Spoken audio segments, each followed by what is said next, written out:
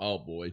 Oh, boy. Here we go again, eh? Here we go again. A bit of Sunday footy action here. Hey, guys. How you going? So down BKRsport, we are live as the St George Illawarra Dragons will be taking on my Gold Coast Titans. And, dearie me, I tell you what, we're here again, and look, it's a 50-50 game. It's as 50-50 as it possibly gets. You just don't know what team is going to turn up from either side here. Obviously, this is 17th versus 16th, and look, the Dragons, they need to win to try and avoid the spoon. If they do win, then, look, they can potentially, avoid the spoon, but it's still extremely unlikely. But the fact of the matter is that they just simply need to win. Otherwise, it's confirmed today that they will receive it. Not mathematically, but it's ultimately going to be confirmed today. If they lose this game, well, they will win the spoon. However, the Titans, obviously, they're not really playing for anything except for just to confirm that they don't get the spoon today. Because if they were to win, it would essentially be official that they wouldn't get it. And they'd actually go from second last all the way to fifth last, because the Broncos and the Eels and the Tigers all have worse points differential than the Titans. So, it's a decent enough game there to get a little bit of pride into the jersey, into the uniform, and put the Titans outside of the bottom four and send the Brisbane Broncos and the likes, well, Brisbane Broncos themselves, into that bottom four. So, look, it's still a big game here. Like, everyone keeps talking about it being a spoon bowl, and I get it, because it is 16th versus 17th. However, the issue is, and we'll talk about the latter in a second, the issue is the Dragons still need to win quite a few games, plus also fix their points differential to avoid it. So that's why it's right this very second, it's very difficult to see this as a spoon bowl, because it doesn't necessarily mean at all that the Dragons will avoid the spoon with a win here. It'll just be a good start to them getting away from this situation and potentially putting them into a good area with is it a favourable draw home? Not really. Oh, hold on. That's the Titans one. We're not really there. Oh, geez. No. Okay, so it's not a favourable draw home for the Dragons. But at the end of the day, they just need to win. And they need to take it one game at a time to see if they can get away from the dreaded old spoon for the first time in their history. The St George Illawarra Dragons, the merger, have never received the wooden spoon. So, yeah, look, massive game here today in that context. But as you guys know, I will, before I do get into the two-team lineups and the draw and all that type of stuff, I am a Titans fan. So this stream here today is going to be from a Titans fan perspective. Obviously, I am going to get crazy. I'm going to be passionate. I'm going to be loud. And if it's not for you, sometimes we do swear on these, well, not sometimes, we do swear on these Titan streams. So if it is a little bit too much for you, this isn't the stream for you. We obviously do every single other game in Rugby League, and we'll be live with the Sharks versus Manly, which will be back to a lot more normal. But I always put this disclaimer out there because these ones are going to be passionate. I am as passionate for my team as you are for your team. You're just not doing it publicly on a live stream, right? So just keep that in mind when you are watching this one, and I will still give you as fair an analysis as I possibly can. I do try to be as unbiased as I possibly can when Titans are playing, and the first person to tell you that the team has been shit will be me. So yeah, just keep that in mind when you are watching these Titan streams. But let's get into the game here today and roll through these two-team lineups. Obviously, do me a favor, hit that thumbs up button, subscribe if you're new around here, and like I said, we do have a massive, massive game between the Sea Eagles and the Cronulla Sharks right after this one to finish off what has been a pretty decent round 21. There has been a couple of decent games that have gone down to the wire for sure. It's been better than, I guess, in recent weeks. We've had a lot more competitive games this week than actually quality games in comparison. Not amazing. The Panthers Eels at least was close. Roosters Knights was, really close, 1 point game. Rabbitohs Storm was really close, 2 point game. Tigers, look, that wasn't close there. There was a really quality game with the Bulldogs and Warriors yesterday, 18-6. And the Cowboys obviously came over the top of the Broncos. Not an amazing quality game, but in a close enough game that, still kept the hopes of the Broncos alive before, unfortunately, it did get shattered in that late on in that game. I think 79th minute was when they finally couldn't get the W there. So it's been a decent enough round, and hopefully today continues on with that one. But obviously this game shouldn't have an immense amount of quality, but it still should potentially be a 1 or 12. It could also be a 13 plus. You never know. You don't know what team is going to turn up here. The Titans are not a team that you would you would be convinced that they turn up, and the Dragons are not a team that you would be convinced that they turn up. But anyway, let's get into these two-team lineups. So the Dragons, they're 17th. The Titans are in 16th, and this is at St George Venues, Jubilee Stadium in Cogra. The ins for the Dragons, Emre Gula. The out is Moses Sully. The fullback is Clint Gutherson, with the wingers being Setu 2 and Tyrell Sloan. Centers are Matty Fianay and Valentine Holmes. You've got the 5'8", Daniel Atkinson, with the halfback being Kyle Flanagan. Front row forwards are Locko Jr., Pacific Tonga, and Toby Couchman, with the number 9 being Damien Cook, who is the captain. Back row of Dylan Egan and Hamish Stewart, with the 13 being Ryan Couchman. And then the interchange is Jacob Little, Lucian Leilua, Josh Kerr, Jacob Halangahu, Lycan King Tagia, and Emre Gula, with the coach being Dean Young. Now, this Dragons team have been a lot better recently than they were at the start of the season. It was just such a nightmare at the beginning part of the year. Before they got their first win in round 13, they hadn't won a game before that. It was such a nightmare for them. But you did start to see a little bit of improvement from round 11, where I know they lost 28-6 to the Panthers, but it was also not as much of a blowout, and it wasn't as bad of a game, that was in Magic Round, as you would have expected against the Panthers. But then again, the Panthers have been showing some signs of slippery gypsies recently. They've lost to the Titans, and they lost to the Broncos and the Cowboys recently. So, you know, that was when the Dragons did start to show signs. And then they lost the Warriors 30-12. Like, it was convincing, but it wasn't as much of a blowout as you would have expected as well. And then, obviously, they got that win against the Broncos, 30-26. When they played the Sharkies, they lost 34-12, but they're up 12-6 at halftime. It's just the second halves of the Dragons that really crushed them. Had the bye. Then lost to the Knights 22-20. But in that game, they actually scored more tries than the Newcastle Knights. It's just that they missed most of their conversions. Val Holmes had a nightmare with the boot, and they lost at 22-20, but a better result for them. Not a better result, but a better close game for them. And then you go to the Raiders game. They lost 24-16. Close one there, controversial as well. Then beat the Tigers. Very happy with that one. Tigers are in an absolute shambles right now. And they're lucky they won enough games beginning of the season to avoid that spoon, because right now they're playing absolutely like a spoon team, but it's just they've got enough wins on the board to avoid that based off of their early part of the year. And then you had to buy again, and then you lost the Warriors controversially last week, 20-12, where the Warriors still, did the job, but obviously there was a little bit of controversy surrounding that game there overall. So they go into this Titans game with a little bit of, spruik in their step. Like they're feeling like they could maybe get a couple of wins at the back end of this season to, take them away from the spoon. Because at the end of the day, it's been a shit-out season. No matter what, it's been an awful season for the Dragons. But obviously, avoiding the spoon would be just huge. It'd be great for them. And again, they still would not have a wooden spoon in their cabinet. But right now, it's still likely. But if they win this, there is still a chance. And when you look across their team, I don't think the 1 through 7 is really that scary for teams. I think it really comes down to their forwards, their young forwards who are playing some pretty good football. Dylan Egan, Hamish Stewart, Ryan Couchman, Toby Couchman, Locko Jr., Pacific Tonga, all super young and super fresh and really playing up to the jersey. Damien Cook, obviously in the 9, not young. He's off to the Super League next year. But the Dragons' forwards are really solid. And if they're going to win the game, it really has to come down to their forwards setting the platform and setting the foundation. And you never know what you're going to get from that Titans forward pack, even though they've got some really good players on paper. You just never know what you're going to get from them. So, if I was to lean with a more convincing pick of a 4-pack winning, I probably would actually lean with the Dragons, despite the fact that they're far more inexperienced than, say, what this Titans 4-pack is. But you would still probably lean with them on a consistent basis. Again, we still don't necessarily know what will actually turn up, though. So, look, this Dragons team has the team to win this game. It's not like this is against a top 8 team. This is a team that's the only team above them, right, just above them in the 16th position. And I think, this would be the real killer blow. This would be the knife twisting in the season if they were to lose this one, because obviously everyone looks at the Titans as an easy beat. Dragons shouldn't be looking at anybody as an easy beat, to be completely honest with you. But the Titans are considered an easy beat, and Dragons will come into this game very hopeful that they're going to get the job done, and then they'll be still 2 wins behind the Titans, and the points differential is still completely awful at -247, but it will give you a sniff, right? It's just that losing that game last week to the Warriors and the Titans beating Manly was just diabolical for your season. That really obviously did hurt your chances of avoiding it, because if they had have lost that game, if Manly had have won and the Titans had have lost that game, it would have only been the one win between the two of them, if the Dragons won, Titans would have been on 4. Dragons, if they won, would have gone to 3, and then it would have been all on.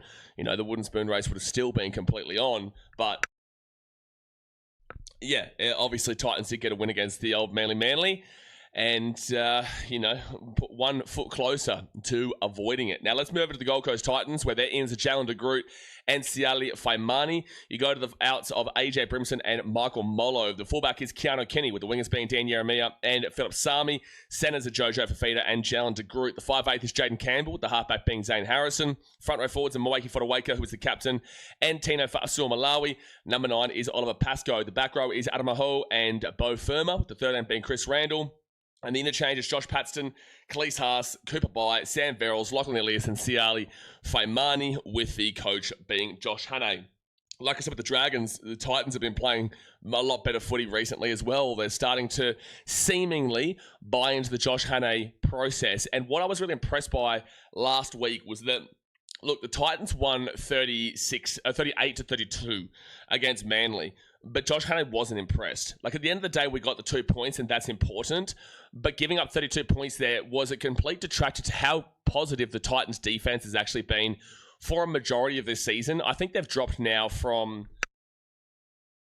about 8-9 area defensively to about 12. Let's have a look at it, actually. So the Titans, 441 points against. It is worse off than the Panthers, the Roosters, the Warriors, the Sharks, the Dolphins, the Rabbitohs, not the Cowboys, the Bulldogs, Manly. That's it. Well, they are actually in 9th for defense right now, the Titans, but that is with the Cowboys playing 2 extra games there, and that's only 29 points separating. So you'd probably say they're actually in 10th. And you definitely would be. Oh well, they're in front of the Knights, but the Knights have also played the 2 extra games. Yeah, so they're actually in 10th for defense, which is still better than what we have seen in recent years, in the last 15 years from the Titans. They are showing some improvement under Josh Hannay. But again, last week wasn't that. They were able to score some points, which has been a massive, massive negative point for the Titans this year, where they couldn't score, but at least they could defend somewhat for the most part. But, obviously, yeah, still getting 38-32 win. You're happy with that. 22-18 lost to the Storm, controversially, in the 80th minute too. If they had won that game, the spoon would have been completely gone. But obviously, they did lose that one. It was still much better performance in a lot of ways. Still made those errors, though. The errors is what kills the Gold Coast Titans. Lost the Bulldogs 30-12. That wasn't a good performance from Gold Coast at all. But then you go back to the win against the Panthers 19-18 at Seabury Super Stadium, where the Panthers had a couple plays out, but that same Panthers team also beat the Warriors a few weeks ago in CommBank Stadium. So look, that was a pretty impressive win there for the Titans, especially considering how much defense they had to do. Losing to the Tigers 36-28 is just unacceptable considering their situation right now, and especially considering they lost 68-0 the week prior. And then you go back to the Broncos game, where the Titans won 28-23 at Suncorp Stadium, with Keanu Kenny scoring a miracle try in the last few minutes there. And then also a Manly game in round 12, where Manly won 12-10, but the only reason that didn't go to extra time, and the only reason they really lost is because they missed a conversion and just made double the amount of errors that Manly did. They made, I think, 18-19 errors compared to Manly's 9. Sorry, guys, I'm still trying to get rid of this cough.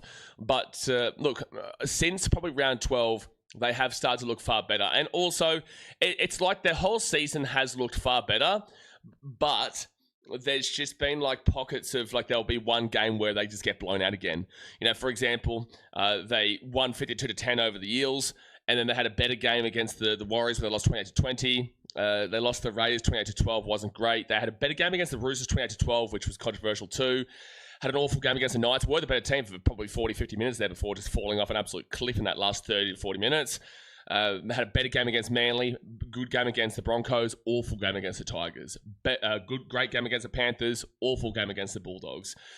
Decent game against the Storm. Decent game with a win against Manly. And now they're here. So both these teams coming into this game have played much better footy than they did at the beginning part of this year. However, you just don't know which team's going to turn up. It's just not possible to really know which team is going to turn up, man, because these two teams are super inconsistent, and that's why they're in 16th and 17th position. So, yeah, look, if I'm going to make a prediction in regards to this game, I'm obviously going to back in my boys. On a 50-50 game, I'm going to say the Titans should win this game. Should probably not the right word, but I really do think should, but the Dragons have been better individually, and the Titans have been better individually. So, of course, I'm going to lean with my boys when it comes to that, but I just don't know. I could easily be raging at my team today. I could easily be, getting super upset at how we perform. But I could also see a really cracker game that goes down to the wire and the Titans find a way to sneak a win. And I also could see a world that either team win this game 13 plus because the other team doesn't turn up. Like the Titans could win this 13 plus. The Dragons could win this 13 plus. You just don't know, man. You just don't know. So I'm taking Titans. I'll back him in for a 1 of 12. But again, it could be any result. Literally anything here. And that's why it's as 50-50 as it is. Now, in regards to the Dragons run home, they've got the Warriors next week. Oh, no, sorry, that's the Titans. They've got the Dolphins next week in Wollongong.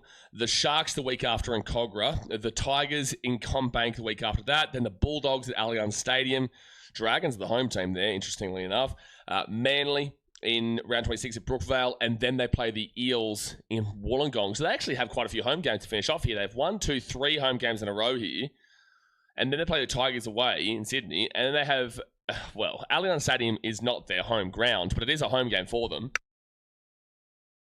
against the Bulldogs for a game against at Brookvale. And then they go back home again. So 1, 2, 3, 4, 5 technical home games, but 4 of them are actually at their home stadium.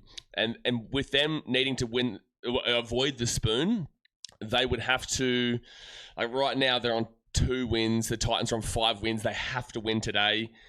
So then that would bring them within 2, and then you'd have to win at the very least 3 more games.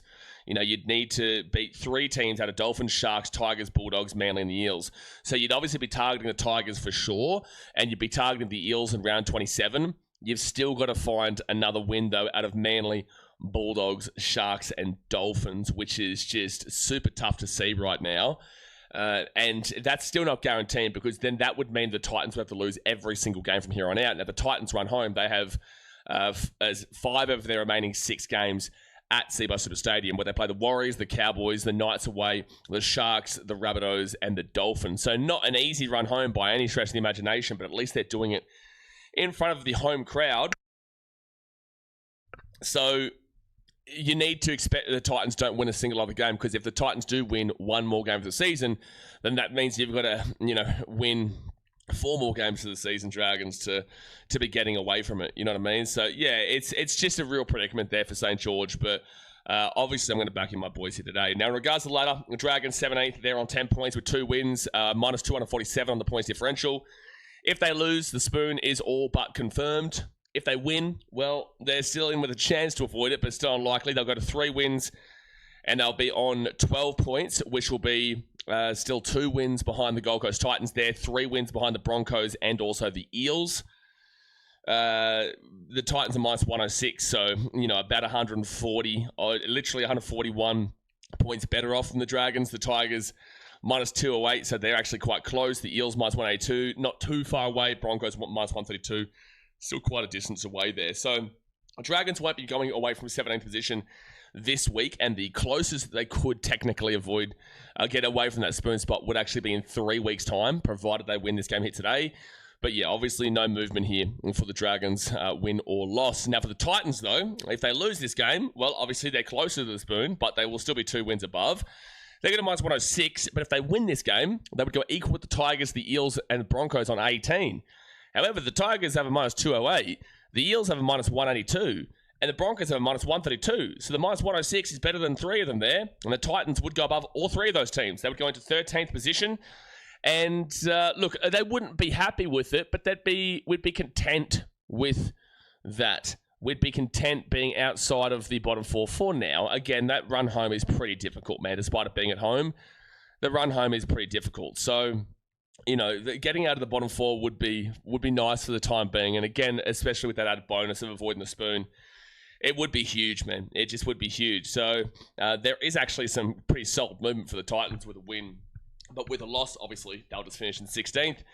And then it will be a mad run home, a mad chase, and it will keep that spoon battle alive. But that is the preview for today's game. Obviously, the game starts in 10 minutes' time. Do me a favor, go and smack that like button. Subscribe if you are new around here. And like I said, we're going to get crazy in this stream. You know how it is. I am still pretty unwell and still have a cough. I might not even be able to go to the football game here in Kazakhstan tonight because of the fact that I'm still, pretty unwell. But I'll do my best and we'll crack on. We'll crack on as usual. We have not missed a single game or a single minute of Rugby League this season, and we will definitely not be missing it here today. Timmy Beef Bun says, yo, get around ya. Causa says, Titans can't lose. They will win the comp. They probably will win the comp. They are in first position for a reason, and it's just silly to think otherwise, to be completely honest with you. Ty says, good luck backing in the Titans. Annie says, hi, Blaze and BK fam. Hope you're all having a good Sunday. Go the Mighty Dragons. Don't you sneak in with being nice, Annie. Don't you sneak in being nice here as a Dragons fan. We can't be friends today, Annie. Gee whiz. Gee whiz. Don't you? This is like a little bit of an undercut here. She comes in being nice. She's like friendly. Oh, hello everyone. We're all friends here. No, we're not today, son. No, we're not today, son. Deary me. You will not be saying I've been called a Dragons fan on these streams before this year because I've been so sympathetic to Dragons fans and I've been sympathetic to the situation and I've wanted to see them win when they weren't winning any games through 13 rounds. I actually wanted to see them win. So we had, I remember a couple of times, specifically one time, I think it was the Dragons Manly game, where someone came in and said that I was a biased Dragons fan. And I was like, wow, that's amazing. I've been called a biased Dragons fan. That's amazing, really. It really is. Sean James says, good morning, mate. G'day all. Watching the boxing and listening to yourself. Get around here. Causa says, Titans win and Broncos lose. Yeah, it'll be a good day. It'll be a great weekend. Yeah. I don't really care about Broncos, but it'll be a great weekend, that's for sure. Kiwi in London says, Titans going to open up in this one high-scoring match, I reckon.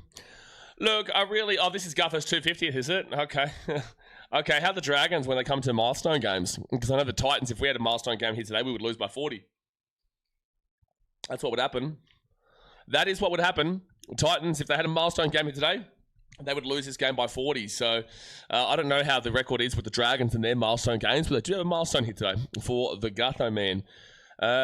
Clint says, up the Titans. Oh no, Causa, I love it. Titans Fetty Bomb, but you can't speak about a Fetty Bomb in a stream until we get to the Thrifty 30, mate. Gee whiz, Causa.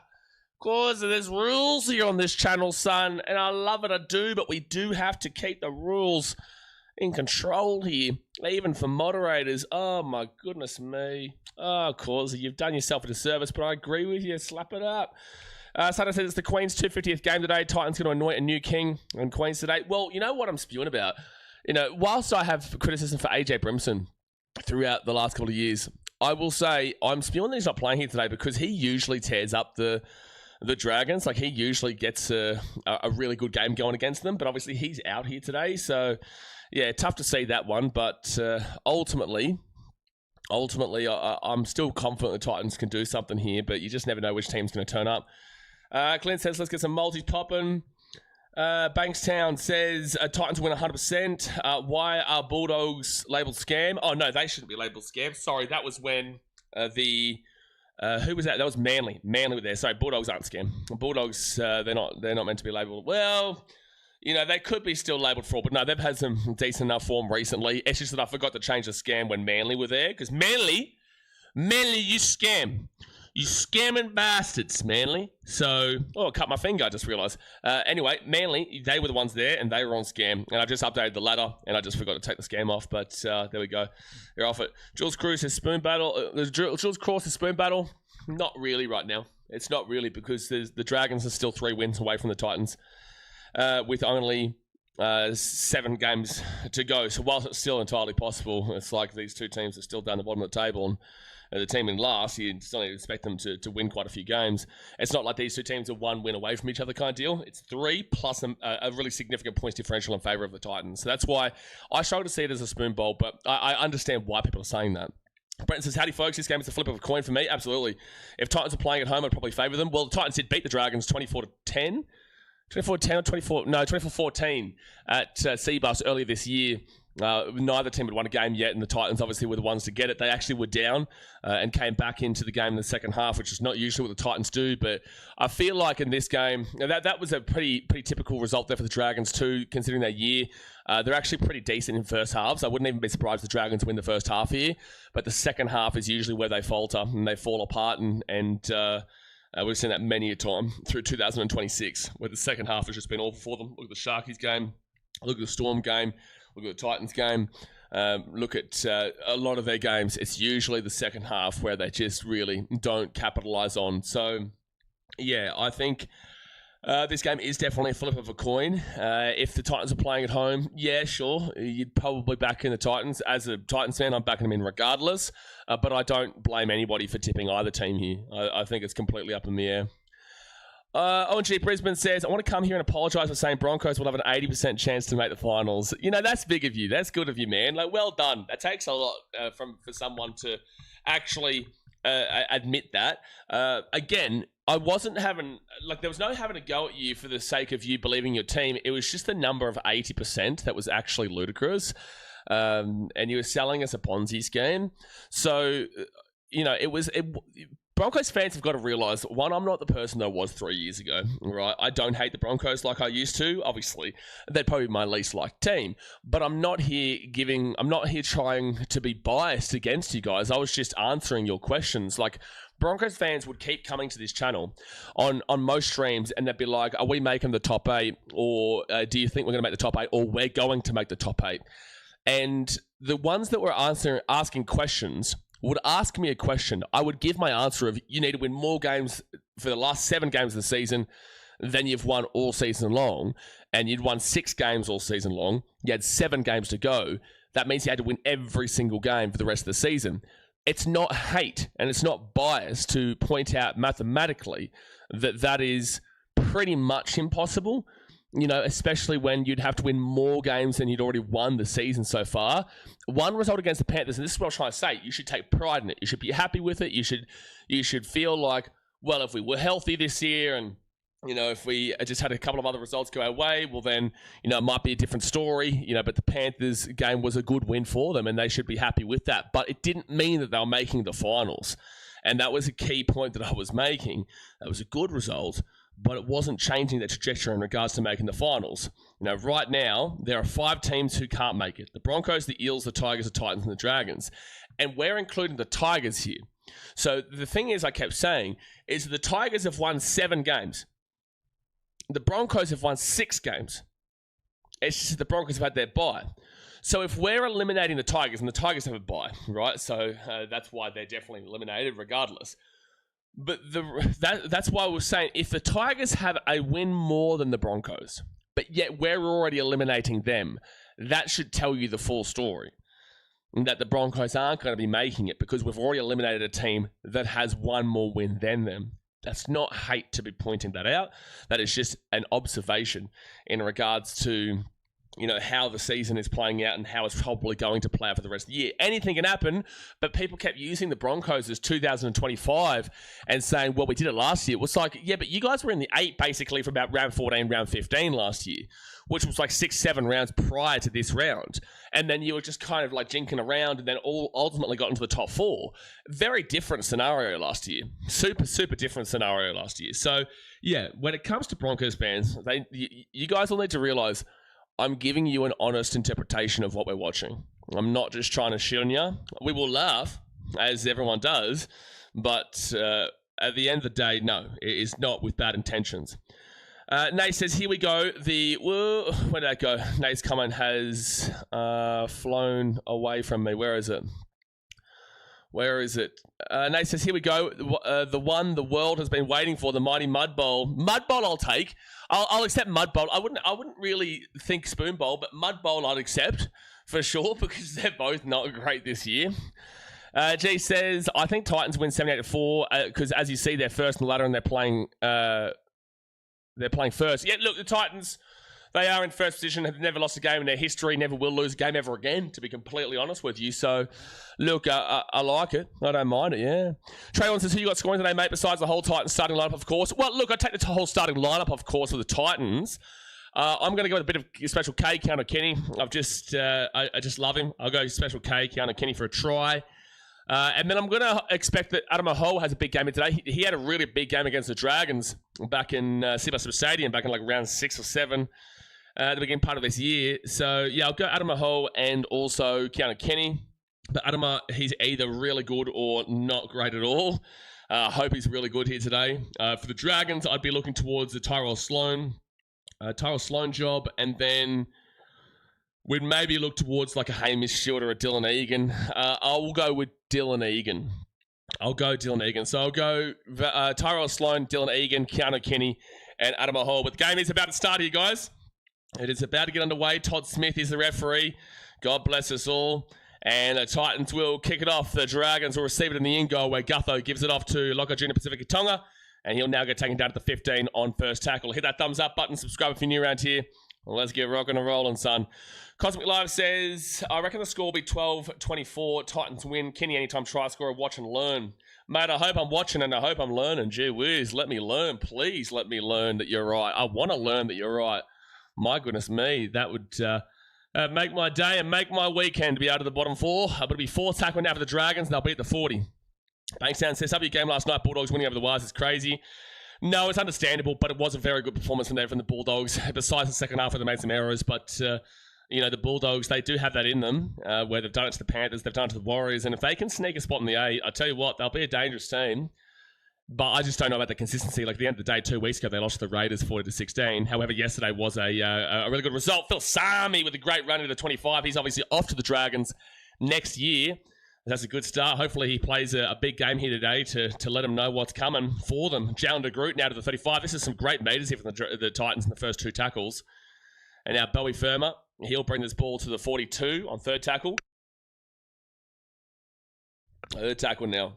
Out to Keanu Kenny. Keanu Kenny with a nice little sprig in his sticks. Sepp son. He gets this ball to the 45 on the Dragon side of the field, 4th tackle. It's a great set to start. Mikey Fodawaker. And they're at the 35. That's a lot of meters, man. That's a lot of meters. Recco says, what's the likely of these players scoring at least 1 tonight? What's the likely of these players scoring at least 1 tonight? Who, though? What players? Are you asking me for, like, my percentage of players to score for every single player? Is that what you're asking? Because I can't do that. Basedown says, Manly scam bastards. Manly scam bastards, man. Scam bastards, Manly. But then again, next game, gee whiz, either one of those 2 teams is scam. Like, the Sharks are like the cultural heritage of what the scam represents. 4th tackle for the Dragons to 30. Like, if you're thinking about the ancestry of the scam, the Sharks are the scam dog millionaires. You know, they're like the terracotta soldiers. Is it terracotta warriors or soldiers? I think it's terracotta warriors. Is that a 40-20? That's a 40-20. Keanu Kenny, what are you doing? What are you doing, Keanu? Well out of position there. That's going to be a 40-20 for the Dragons. That never should have been going for a 40-20. That never should have been going for a 40-20. Keanu Kenny, you've got to be there, man. You've got to be there. He's kicked that from the 35. Like, Keanu Kenny, I don't know why you are so far away from that, bro. So, 40-20 for the Dragons. They're going to go onto the attack here, about 10 meters away from the Titans line. But, yeah, the Sharks are the long-time servants. You know, they're the BC of what scam represents. First tackle here for the Dragons at the 8. We do typically concede first, to be fair, the Titans. We do typically give it up first. And it's looking likely right now. Locko Junior Pacific Tonga, he'll be at the 5. Gutherson goes quickly. There's a 6 again. He'll be held up over the lines. It'll be first tackle back at the 10. Other Bunny says, Roosters vs Panthers 2026 Grand Final. Sharks are always pretenders and Warriors aren't that good, to be honest. Oh, for some reason I read that as Rabbitohs, and I was like, you're off your head. But you think the Roosters are amazing? Again, I tipped that as the Grand Final pre-season, but...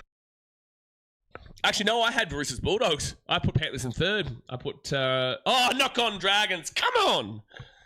Come on, baby. Why does my cough have to be at its worst on the day the Titans play? Knock on Dragons, and the Titans will get the ball here 10 meters out here from the line. Come on. By the way, how cool is this hat? I got this yesterday. It's like local designs here in Kazakhstan. It's what they put on their houses and their yurts, which is like a tent, massive tent house thing that they have out in the mountains and the rural areas and whatnot that they live in. It's just so cool. It's awesome. I love it. I also got this silk shirt, 'cause this is obviously the Silk Road area of the world. I'm loving it over here. Kazakhstan's a great country. It's nice. Other bunnies, I read that comment already. Michael says, I'm glad the Broncos lost. Well, there's a lot of people thinking the same thing as you. There'll be Dan Yaramia, rolls it back, and now it's going to be Phil Sami. He's getting some great post-contact me's in the start of this game. Third tackle here at the 30. Randy says, fun fact, the Dragons were actually favourites going into this game. Yeah, look, I don't agree with it. I think it should have been $1.90 a piece. As a Titans fan, I don't think the Titans should be favourites.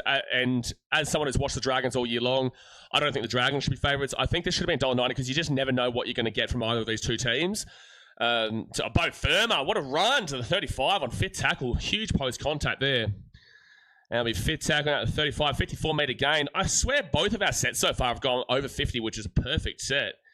And Kenny chasing it through. Gutho won't get it. Titans will get it. It will be a penalty. Oh, Keanu's. Come on, Keanu. Got to wake up here, man. Got to wake up here, Keanu. Could have a massive game.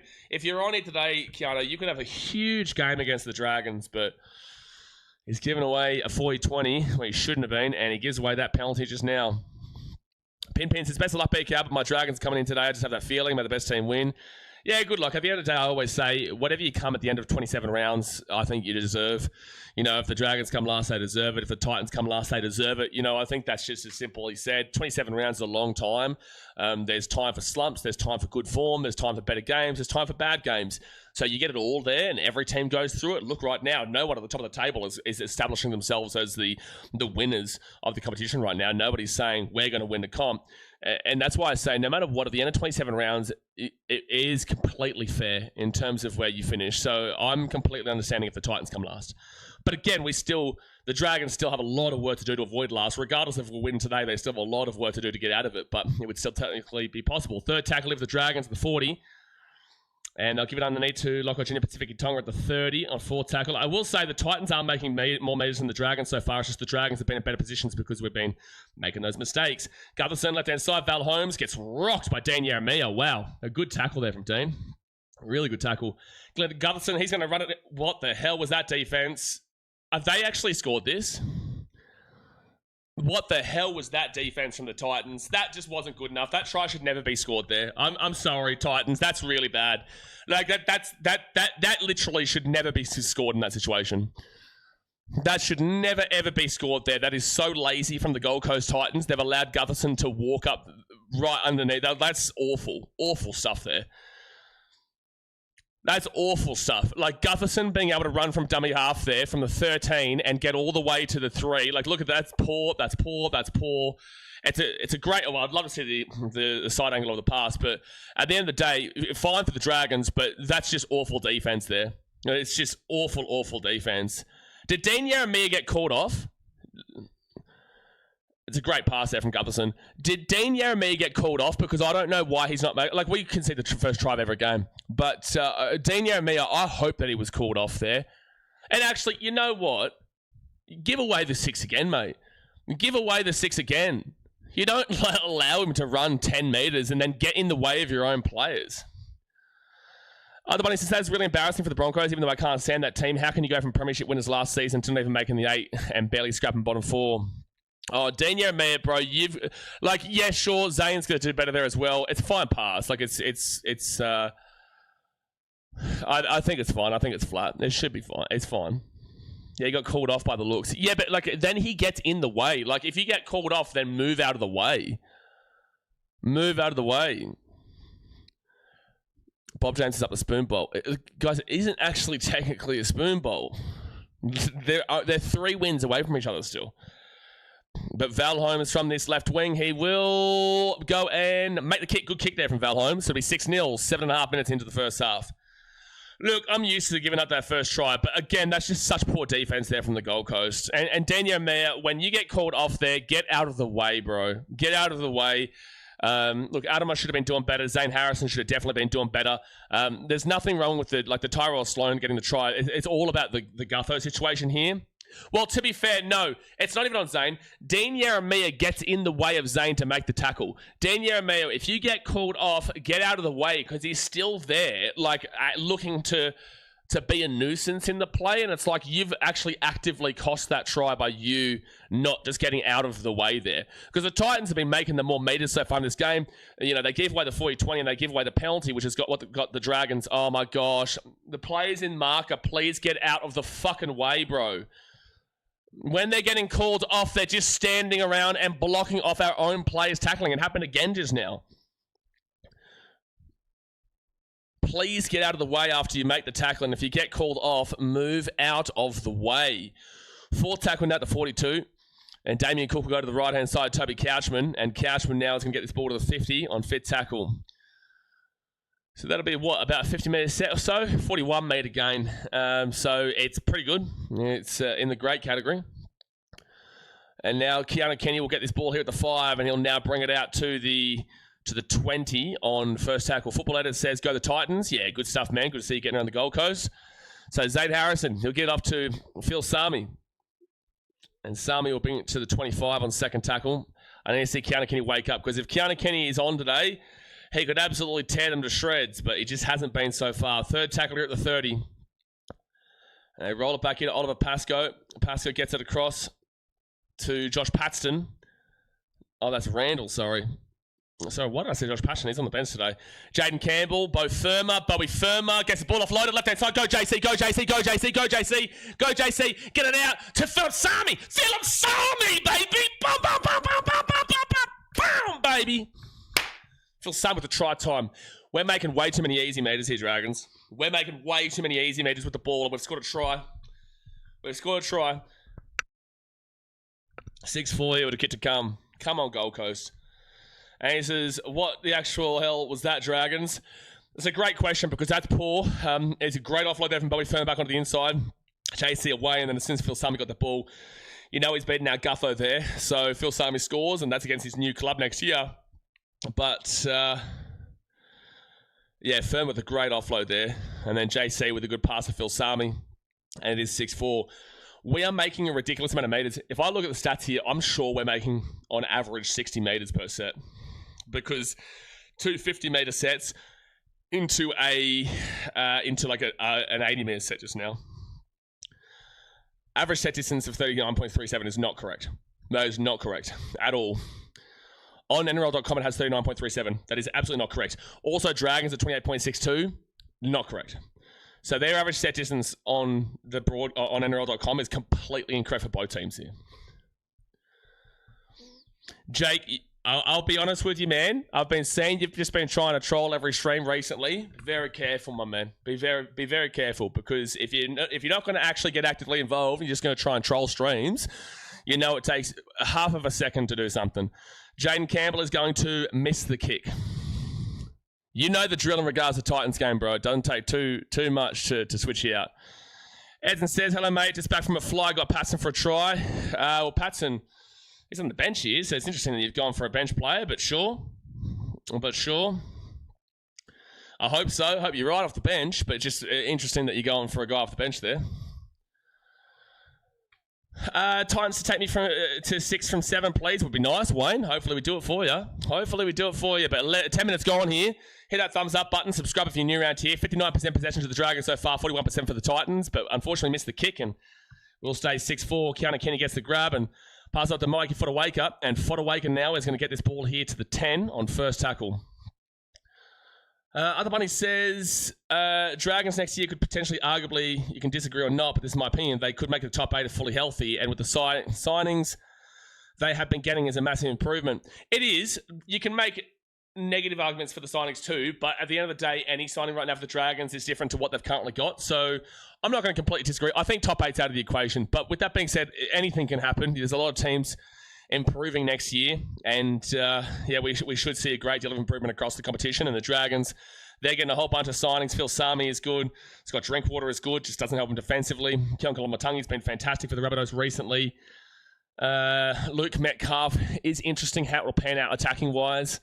So yeah, there's a lot that can be spoken about in regards to the Dragons, whether it's good or bad on the individual signings themselves, but overall it should be an improvement regardless. Strange says, why the score is 64? Well, because the Dragons have scored and converted and the Titans have scored and not converted. So 4th tackle now for the Dragons. They'll get this ball here to the 45. Where would Gutho go when Drinkwater's coming? They're talking about putting him into the centres, because they've already told Moses Sully he can go. Val Holmes, he'll get taken out to 50 on 5th tackle. Good defense there from the Gold Coast. 5th tackle for the Dragons at the 50.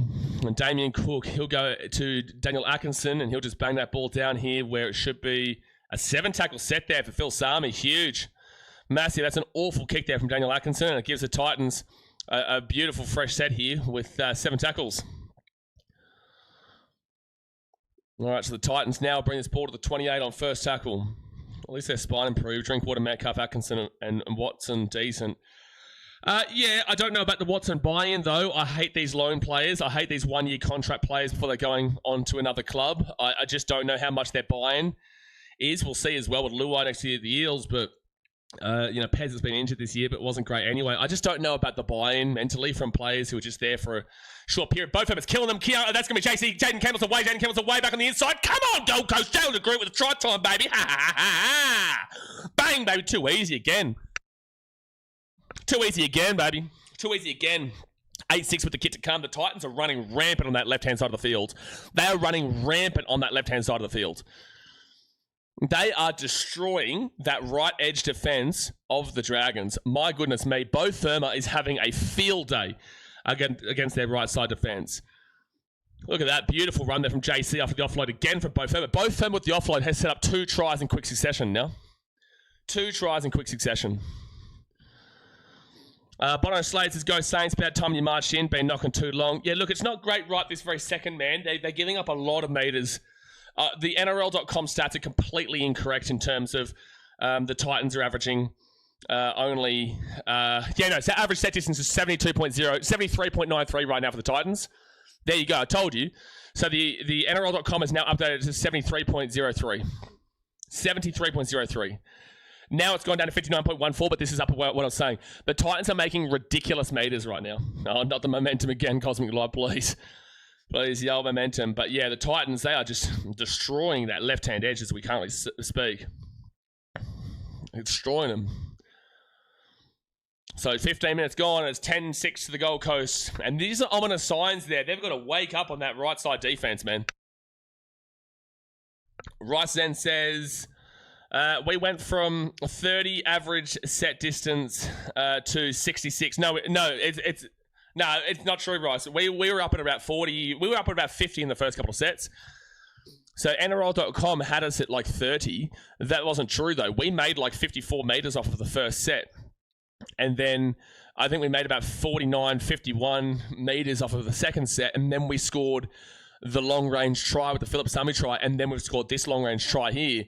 No, NRL.com was completely incorrect. It's now 63.3 on the average set distance, which is just insane. But the Dragons need to wake up on that left edge, because otherwise the Titans they will score a lot of points here today if you don't shore up that left edge, because Bo Firma has gotten 2 brilliant offloads here that have resulted in a try very quickly for the Titans in consecutive sets. So now the Titans will bring this ball out here to the 30 through Tino on 3rd tackle. And they go to the left again. Jaden Campbell, Bo Firma. And Bo Firma, he'll push this ball all the way to the 50. Great run again from Bowie. He's having a monumental game. Monumental right now. Any signs from the Titans for next season so far? Mwene Hiroti from the Sharkies is coming across. Kiana Kenny, he'll get taken down here at the 50.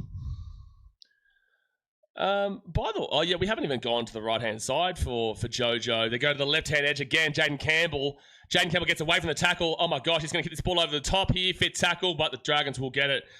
My gosh, that right-side defense of the Dragons is so worrying to watch. Oh, my gosh, man. They'll get the ball here, but, geez, it is worrying out on that right-hand edge. Second tackle now for the Dragons, and JC's. He's having a game right now as well. 2 try assists after the Bowie Firma pass for Phil Sami and then for Jalen de Group. 3rd tackle, Damien Cook goes left-hand side. Couchman, Daniel Atkinson, Clint Gutherson. He'll get it up to Val Holmes, but Jojo's not missing that tackle. Never missing that tackle on Val Holmes. 4th tackle here at the 45. And Val Holmes usually tears up the Titans. Like, he usually kills us, but I'm glad that Jojo Fafita is on his side here today to prevent that a lot. So 5th tackle here, 40-metre game. Sorry, 40-metre game for the Dragons. Keanu Kenny will grab this ball here at the 5. And he's going to take this ball to the 10 on first tackle. Edson says, sorry, it wasn't Patson. I got Moran for a try in the second half. Edson, are you trolling right now? Are you trolling right now? It wasn't Patson. It was Curtis Moran who's not playing here today. Is that right? Well, you've done well here, bro. You've gone for a player on the bench to score a try, and then you've also gone for a player who's not playing for a try. It's incredible stuff. Keanu Kenny's going to bring this ball to the 33 on 4 tackle. And now go out to the left again here. Where Tino, he'll take this out to the 45 on 5th tackle. A dead set. These meters are just insane. And Jaden Campbell, 41 metre gain. Still great. Dude, they're still averaging around that 53, 54 metres per set. That's insane. Dragons are at the 25 now on first tackle. Christian Kessler, I must admit, I used to think Jojo Feeder was not very good. Why, though? My opinion's changed a lot of him this year. Why, though? Was that, and this is with all due respect, was that because he plays for the Titans, or were you actually looking at him and saying he wasn't very good? Because he's always been a standout player for the Titans. It's just that he plays for the Titans that people don't recognise him because it's our club. So I'm not too sure why you thought he was bad previously. But I respect that you obviously love him now. I think that's because you've obviously been able to see in Origin and how good he can be in Origin, and then also what he's been doing for the Titans. I'm just a little bit confused on how you had a relatively negative opinion on him previously. That's going to go high ball up here. Dragons catch it. That's going to be touched by the Titans here, I'm pretty certain. Why did Keanu Kenny not touch that ball? Why did Keanu Kenny not... That's an awful kick, and the Titans can get away here. Titans get away here. Daniel and Mia. Why did Keanu not go for that ball? I actually thought there was an accidental touch from the Titans, which may be why he didn't go for the ball. But Todd Smith was saying play on the entire time. All right, so Titans now at the 35, and they'll get this ball on third tackle to the 40. He must have thought that the ball touched the Titan and it would have been an offside penalty. Because otherwise it didn't make sense why Keanu wasn't going for that ball. Bo Furman now to the 50 on fourth tackle. Oliver Pascoe goes out to the right-hand side. Chris Randall, Zane Harrison. Oh, he looked for the hole himself. It'll be fifth tackle at the 45. Around a 40-metre gain. Yeah, exactly 40 metres. Jaden Campbell's going to whack that ball up high. Put some pressure on it. Dragons get it over the sideline. What's Gutho doing, bro? What's Gutho doing? Let the ball bounce, bro. That's going over the sideline for sure, Gutherson. Titans get the ball to 25. That's huge. What's he doing? We see fullbacks and players let ball bounce all the time now, but Gutherson, you know how close you are to the sideline there. Catching that ball there was always going to send you over. Jojo Feeder was always taking you out. Always, mate. It's a difficult spot for Clint Gutho, but I really do feel like if you're going to let any ball bounce, it's going to be that one close to the sideline. Anyway, Titans are 20 metres away from the line. Moaki Fodawaker, he's going to get this ball to the 12 on first tackle. 20 minutes gone to the first half, guys. 20 minutes to go of the first half. Hit that thumbs up button. Subscribe if you're new around to your left-hand side. They give it off to Zane Harrison. Zane Harrison, then to Chrissy Randall, and Randall's going to be the 10. Come on, Gold Coast. Second tackle. Big man number 8 on the Titans. That's Big Moaki Fodawaker. Big Moe. Tino to Moaki Fodawaker. He was actually on the radar of the Dragons last year and a year beforehand. He's been so good since getting the captaincy role. He's been so good. Oliver Pascoe at the back now to Zane Harrison. Harrison now left-hand side again. Left-hand side again. No, JC. It's going to be a dropout, but no, not on third tackle there. They always had that defender, so it's going to be a dropout here from the Dragons to the Titans. Jasmine says, if the Titans win, does that mean they go above the Broncos? Yes. Yes, they will go above the Tigers, the Eels, and also the Broncos into 13th position, out of the bottom 4. So, yeah, it would be very positive for them to be avoiding that bottom 4. All right, so they'll put that ball to the 35 with an awkward kick there from Gutherson. They didn't make it competitive for the Dragons to try and get. The Titans go to the left-hand side again here, and Tino pushes away from one. No, Tino! What the fuck, Tino? What's Tino doing, bro? It's a first tackle, man. Oh, this is a battle between 17 and 16th for sure. Tino, we're dominating the game. What are you doing, dude? What the fuck are you doing, Tino? That is so mind-blowing. That is mind-blowing, bro. We are dominating them right now, and you've just given them the ball back for free on nothing on first tackle. For no reason.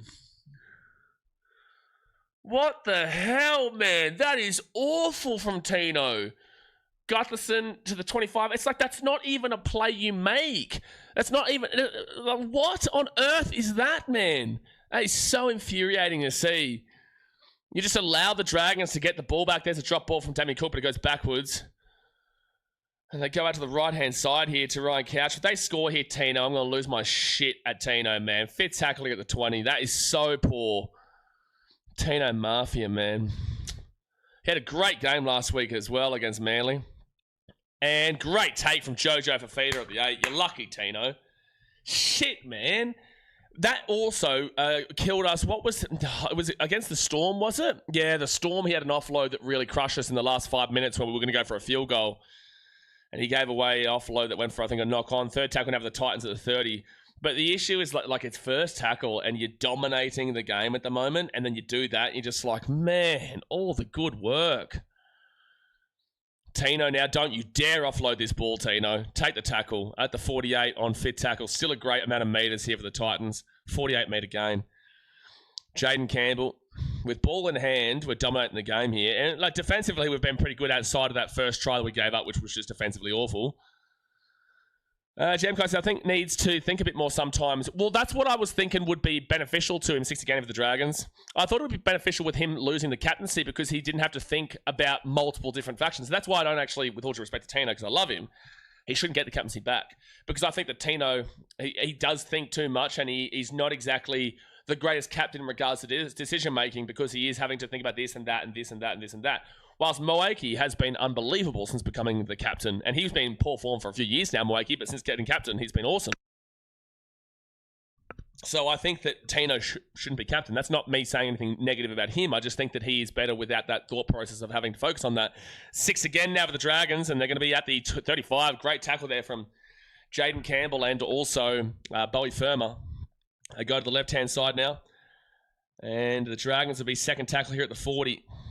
It's still good stuff here from the Titans. There's just those little lapses, man. Just those little lapses in the game that are crushing us right now. Third tackler at the 50.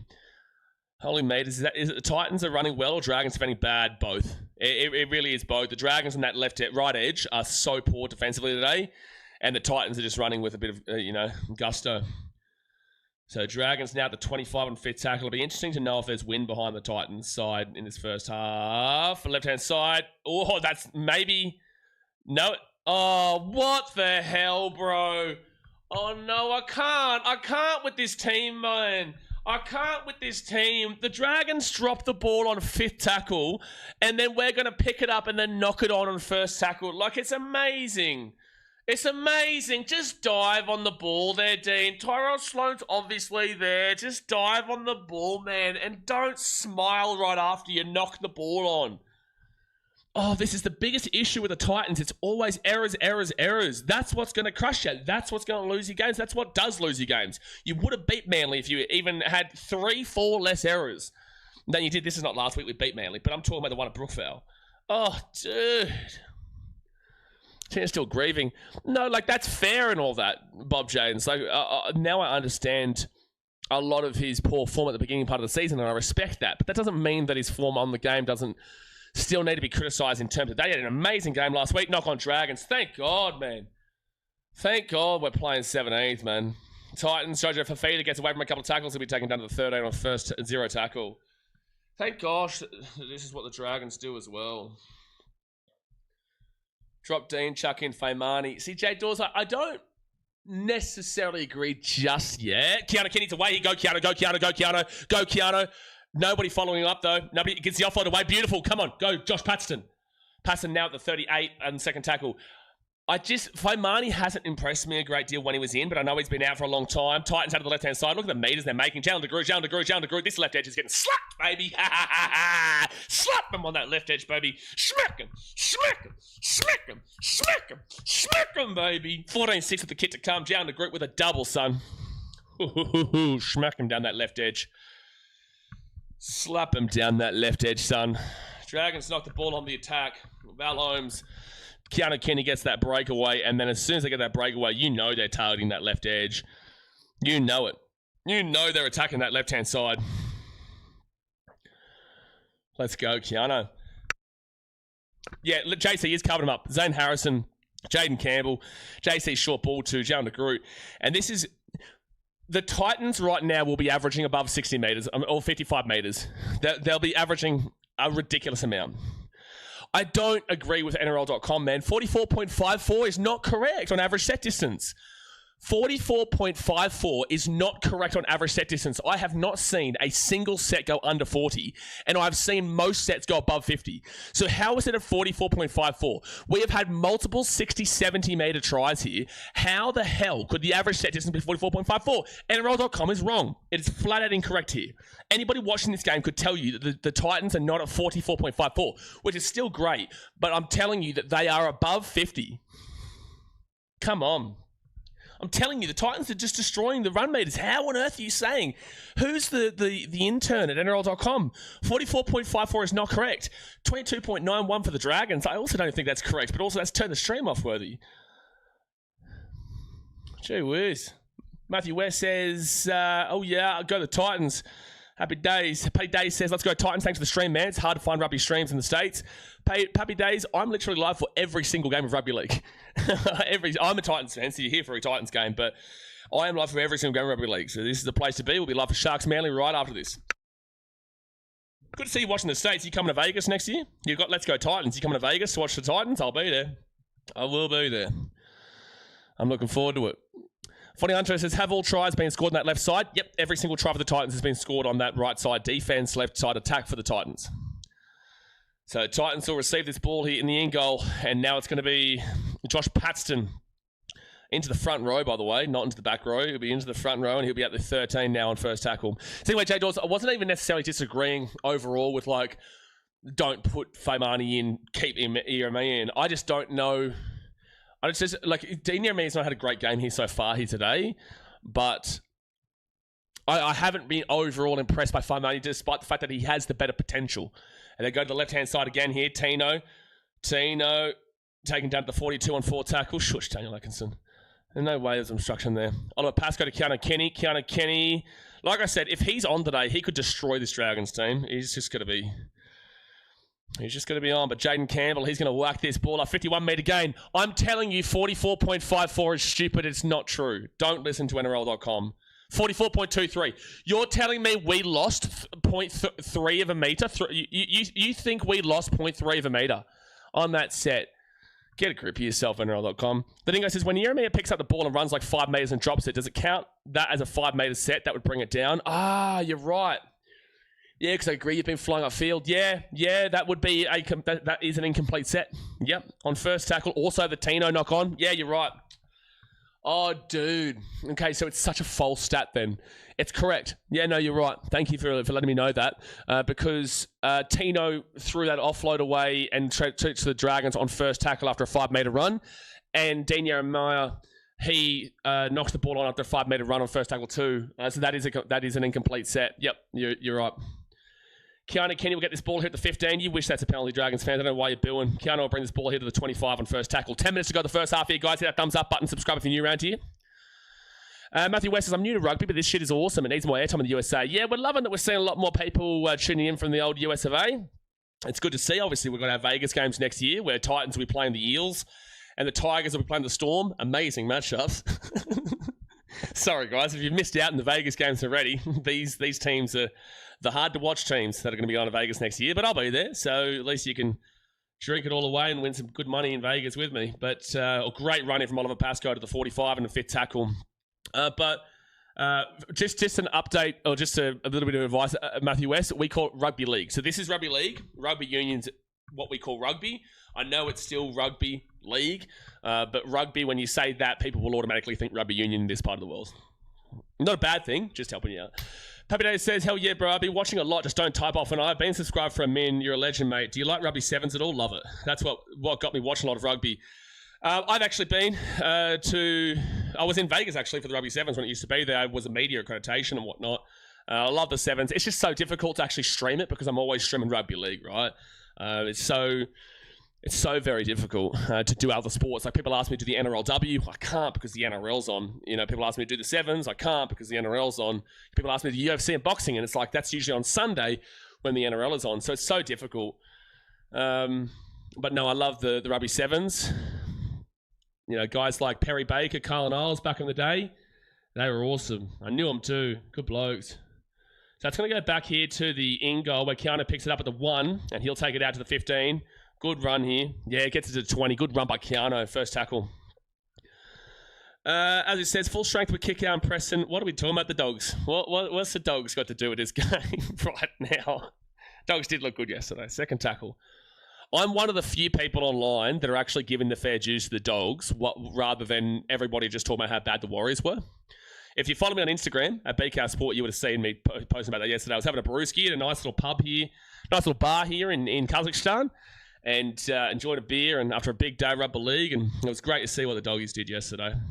But anyway, we're not here to talk about Bulldogs because they're not actually playing here today, Azu. I know, it's a surprise. So that will be Zane Harrison who puts that ball up into the air. A little bit of a tricky one here. There's a wall there from the Dragons, by the way, which they're not allowed to do. But anyway, Dragons will get this ball to the 35 on first tackle. Tiger says, I took Titans 13 plus. I went against my logic because I doubted yesterday's bets. 6 again here for the Dragons. Well, what do you mean you went against your logic, though? Because I don't think there's any logic in regards to this game. I think that before this game started, you could have made an argument for Dragons 13 plus, Titans 13 plus, Titans 1 to 12, and Dragons 1 to 12. You just never know what team's going to turn up. So I don't think it's against logic to go Titans 13 plus. I just think it's a crapshoot. You know, you're putting a blindfold on and throwing a dart at a dartboard, and whatever it lands on, you put a bet on. You know, that's how I feel about this game here, pre-game anyway. So they go to the left-hand side, and Kyle Flanagan to Gutherson, short ball, forward pass, referee. Oh, they're going to score a try. That is a forward pass for all money, by the way. That is a forward pass for all money, Todd Smith. That is a forward pass for all money, Todd Smith. That is a forward pass for all money, Todd Smith. Let's go and have a look at this pass again. And Gutherson, that's a forward pass for all money, Todd Smith. That is diabolical. That is diabolical, Todd Smith. You can see that. We can all see that. That is a forward pass from Gutherson. That's out of the hands forward, by the way. That's out of the hands forward. You can see that ball go forward from in front. That is awful from Todd Smith, man. That is a bullshit try. And Dragons fans, I'm aware of what happened last week with the Warriors game. I'm aware that you had a forward pass try called against you. But 2 wrongs don't make a right here. You can't defend that. That is a blatant forward pass that has been thrown there. And the Dragons will go under miles forward. But anyways, miles forward, Casey. That is a blatant forward pass that has been missed. You even heard people yelling out forward in the game. Man, that's so bullshit, bro. Kyle Flanagan will score a try. That's so bullshit. 2 wrongs don't make a right, Dragons fans. That's bullshit there. Bunker is fine skipping the game. It's not Bunker's fault. Bunker can't get involved with a forward pass. It's not on the Bunker. It's not on the Bunker. You can blame Todd Smith and you can blame the touchies. And touchies, yet again, prove that there's no point to touchies being involved in the game. There's literally no point. There is no point to touchies being involved in the game if they can't make a forward pass call like that. 16 points to 12 with 6 minutes to go to go. Of the first half, sorry.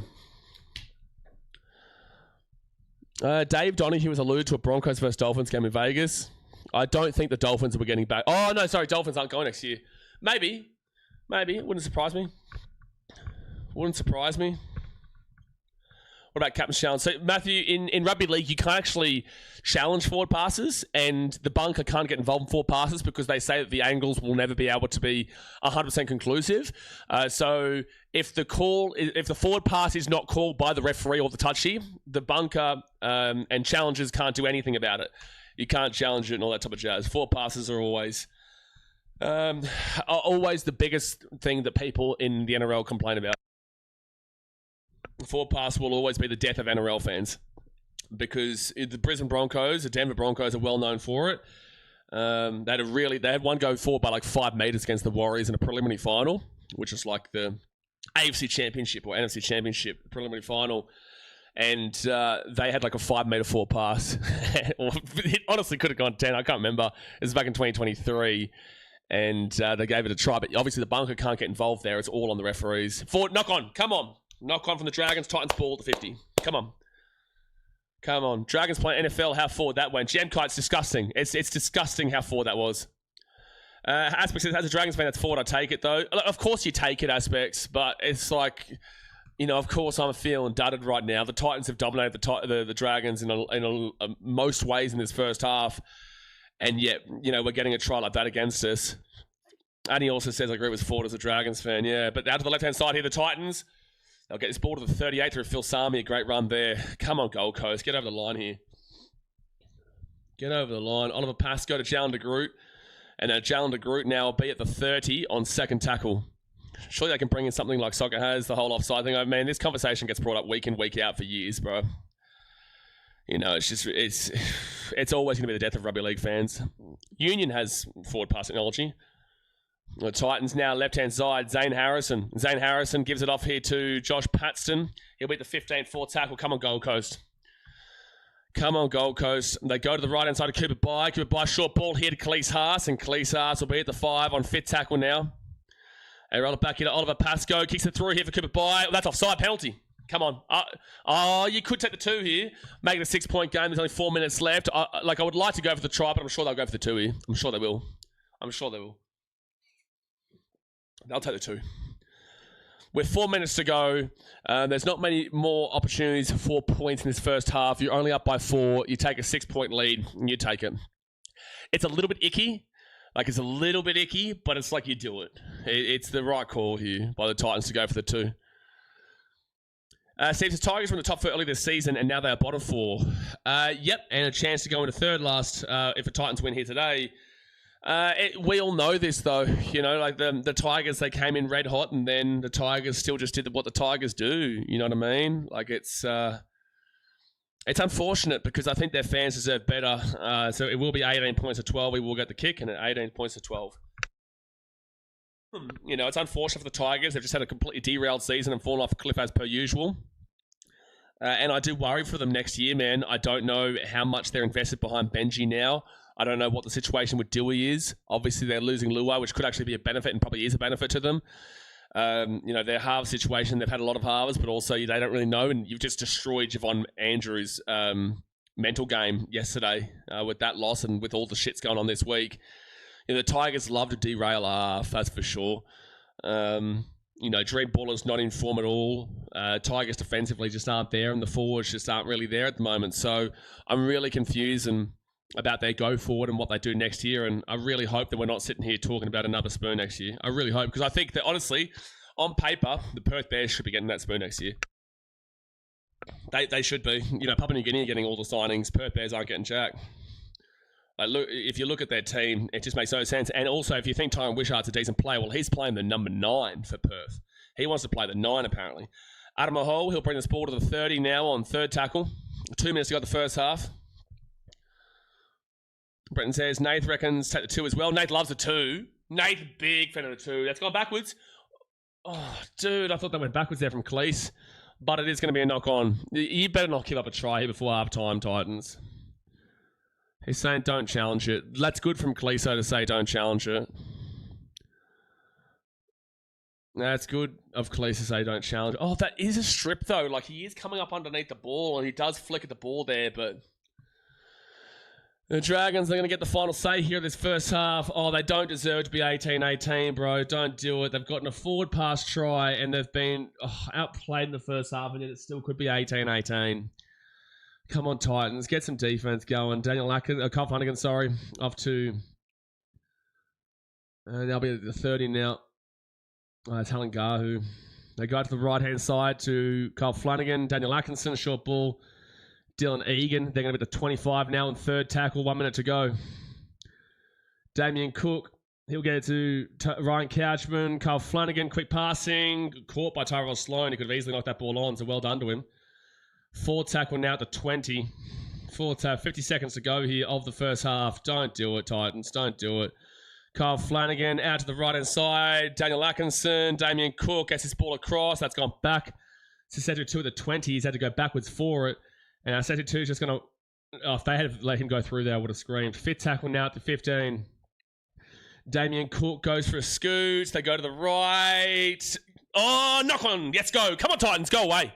Both Firma picks it up. What a tackle there from the Titans. I think it was Jalen de Groot. No, I don't know if it was Jalen. Someone made a really good tackle for the Titans just then, and we will get away with that. That's a high tackle penalty. First tackle here, Todd Smith. I tell you what, I'm fuming right now. They go to the right to Khalees Haas, and Khalees Haas, who's the one who makes this tackle here? Who's the one who makes that tackle? I think it was Phil Sami. He's having an amazing game here today. Oliver Pascoe, short ball, and the Titans will get taken down here at the 45, and that's the first half done. All right, well, 18-12 to the Gold Coast Titans at halftime. Realistically, I think that it should be 18 points to 6, but it is what it is. I am happy and content with what the Titans have done here. I am. I will also say, though, that there is still a lot of room for improvement here. A lot of room for improvement. They've got a lot to still do in this second half. The Dragons weren't good enough in that first half by any stretch of the imagination. The Titans should be up by more than 6. And realistically, it should be 18-6. But obviously, Todd Smith, he doesn't have a clue what he's doing. But let's look at the halftime stats here. And let's see how it's all playing out. So do me a favour, guys. Hit that thumbs up button. Subscribe if you're new around here. Dragons 12, Titans 18. This is at St George Venues, Jubilee Stadium in Cogra. Try score for the Dragons, Tyrell Sloan and Kyle Flanagan with the conversions 2 from 2 for Val Holmes. Whilst the Titans, Phil Sami, Jalen de Groot and Jalen de Groot with 2 from 3 for the conversions for Jaden Campbell. And the penalty goal was Jaden Campbell. Go to the possession. 52% possession to the Dragons, 48% possession to the Titans. That's coming down to the errors of the Gold Coast. That's allowing them. And even though they're at 88% completion, they've still made some errors to slightly skew that possession in favour of the Dragons. Time in possession, you're looking for 25 minutes as a threshold, 13 minutes and 45 seconds for the Dragons, 13 minutes and 13 seconds for the Titans. That's 26. That's basically 27 minutes. You're pretty happy with that one? You're pretty happy with that overall as a game. Completion rate, 80% is the marker that you're looking for. 76% is where the Dragons are at, 16 from 21. That is not at the marker of 80%.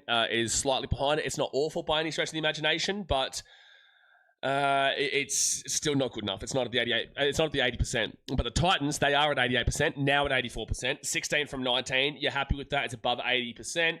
Just a couple of those errors still creeping in. Now runs wise, both teams have made 93 runs here. 93 runs for the Dragons. You're looking for 930 metres. Well, both teams have 93, so both teams are looking for 930. The Dragons are at 735. The Titans are at 969. Mind you, completion rate for the Dragons just went down to 71%. So 969 run metres for the Titans, 735 metres for the Dragons. They both have the same amount of runs here. And this is what we're talking about in regards to the average set distance, that if it's not above 50, I'm going to spew, because it absolutely is. And honestly, it should be above 60, but because of those 2 sets that we were talking about before, Dingo, because those 2 sets of the 5 metres knock on, that's what's cost them at the moment from being above 60, I would say. Because the Titans have been dominating. So 93 runs for 735 for the Dragons. That is 195 metres behind the 10 minutes average per run that you're looking for. That is nowhere near good enough. You need to be within a 100 range. You need to be within a 100 range. And they're outside of that by 95. It's 195 behind it, whilst the Titans are 969, which is 39 metres in front of it. So they are going above 10 metres on average per run by 39 metres. The Dragons are behind 10 metres on average per run by 195 metres. Right now, on pure merit, the Titans are also winning by 234 metres by itself with the same amount of runs. That's gigantic in favour of the Titans. Post-contact metres, 290 here for the Titans, 261 for the Dragons. That's with the same amount of runs. Titans dominating this factor as well.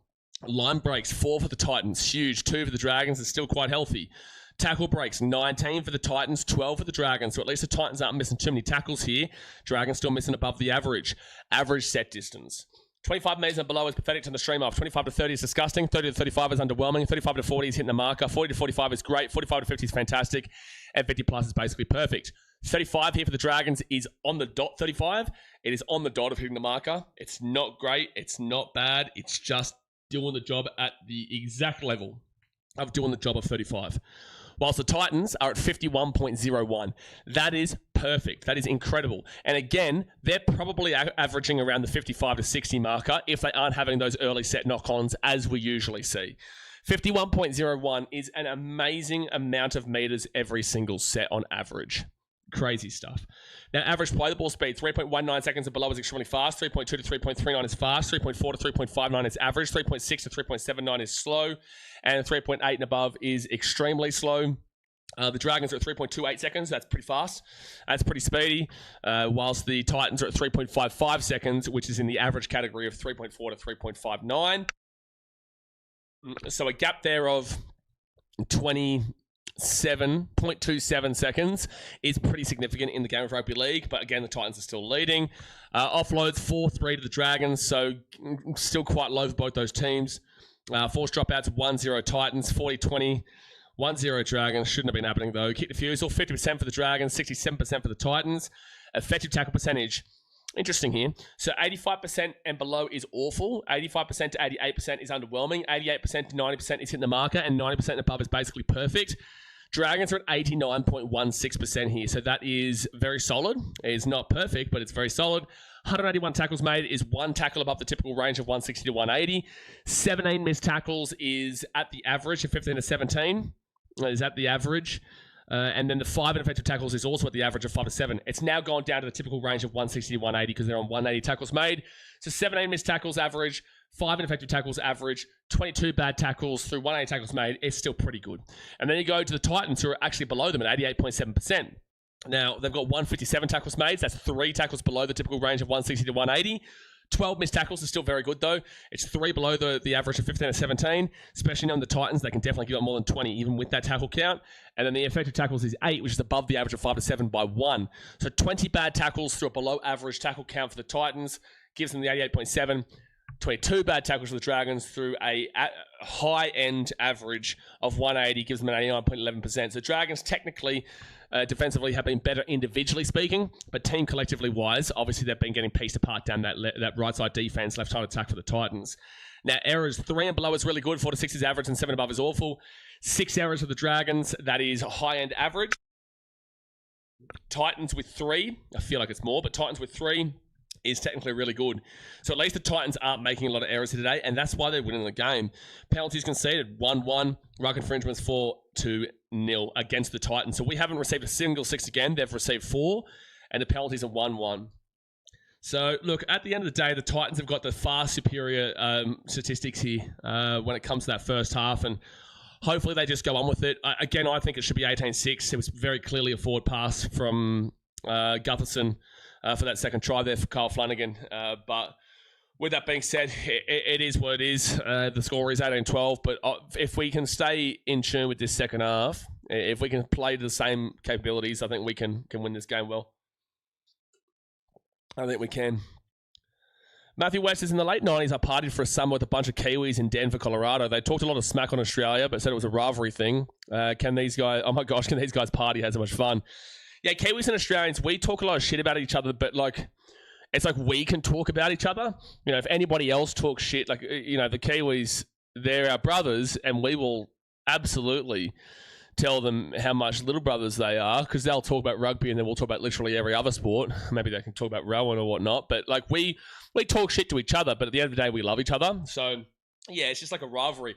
Your rivalry with Canada is a little bit different. It's like if Canada, it's like putting into perspective for you, Canada, but you actually like each other.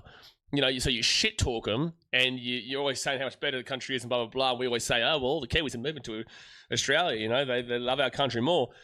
But yeah, it's all friendly banter and rivalry and slander and whatnot. It's nothing anything serious over here. But if anybody else talks shit about the Kiwis, we'll slap them. We'll slap them.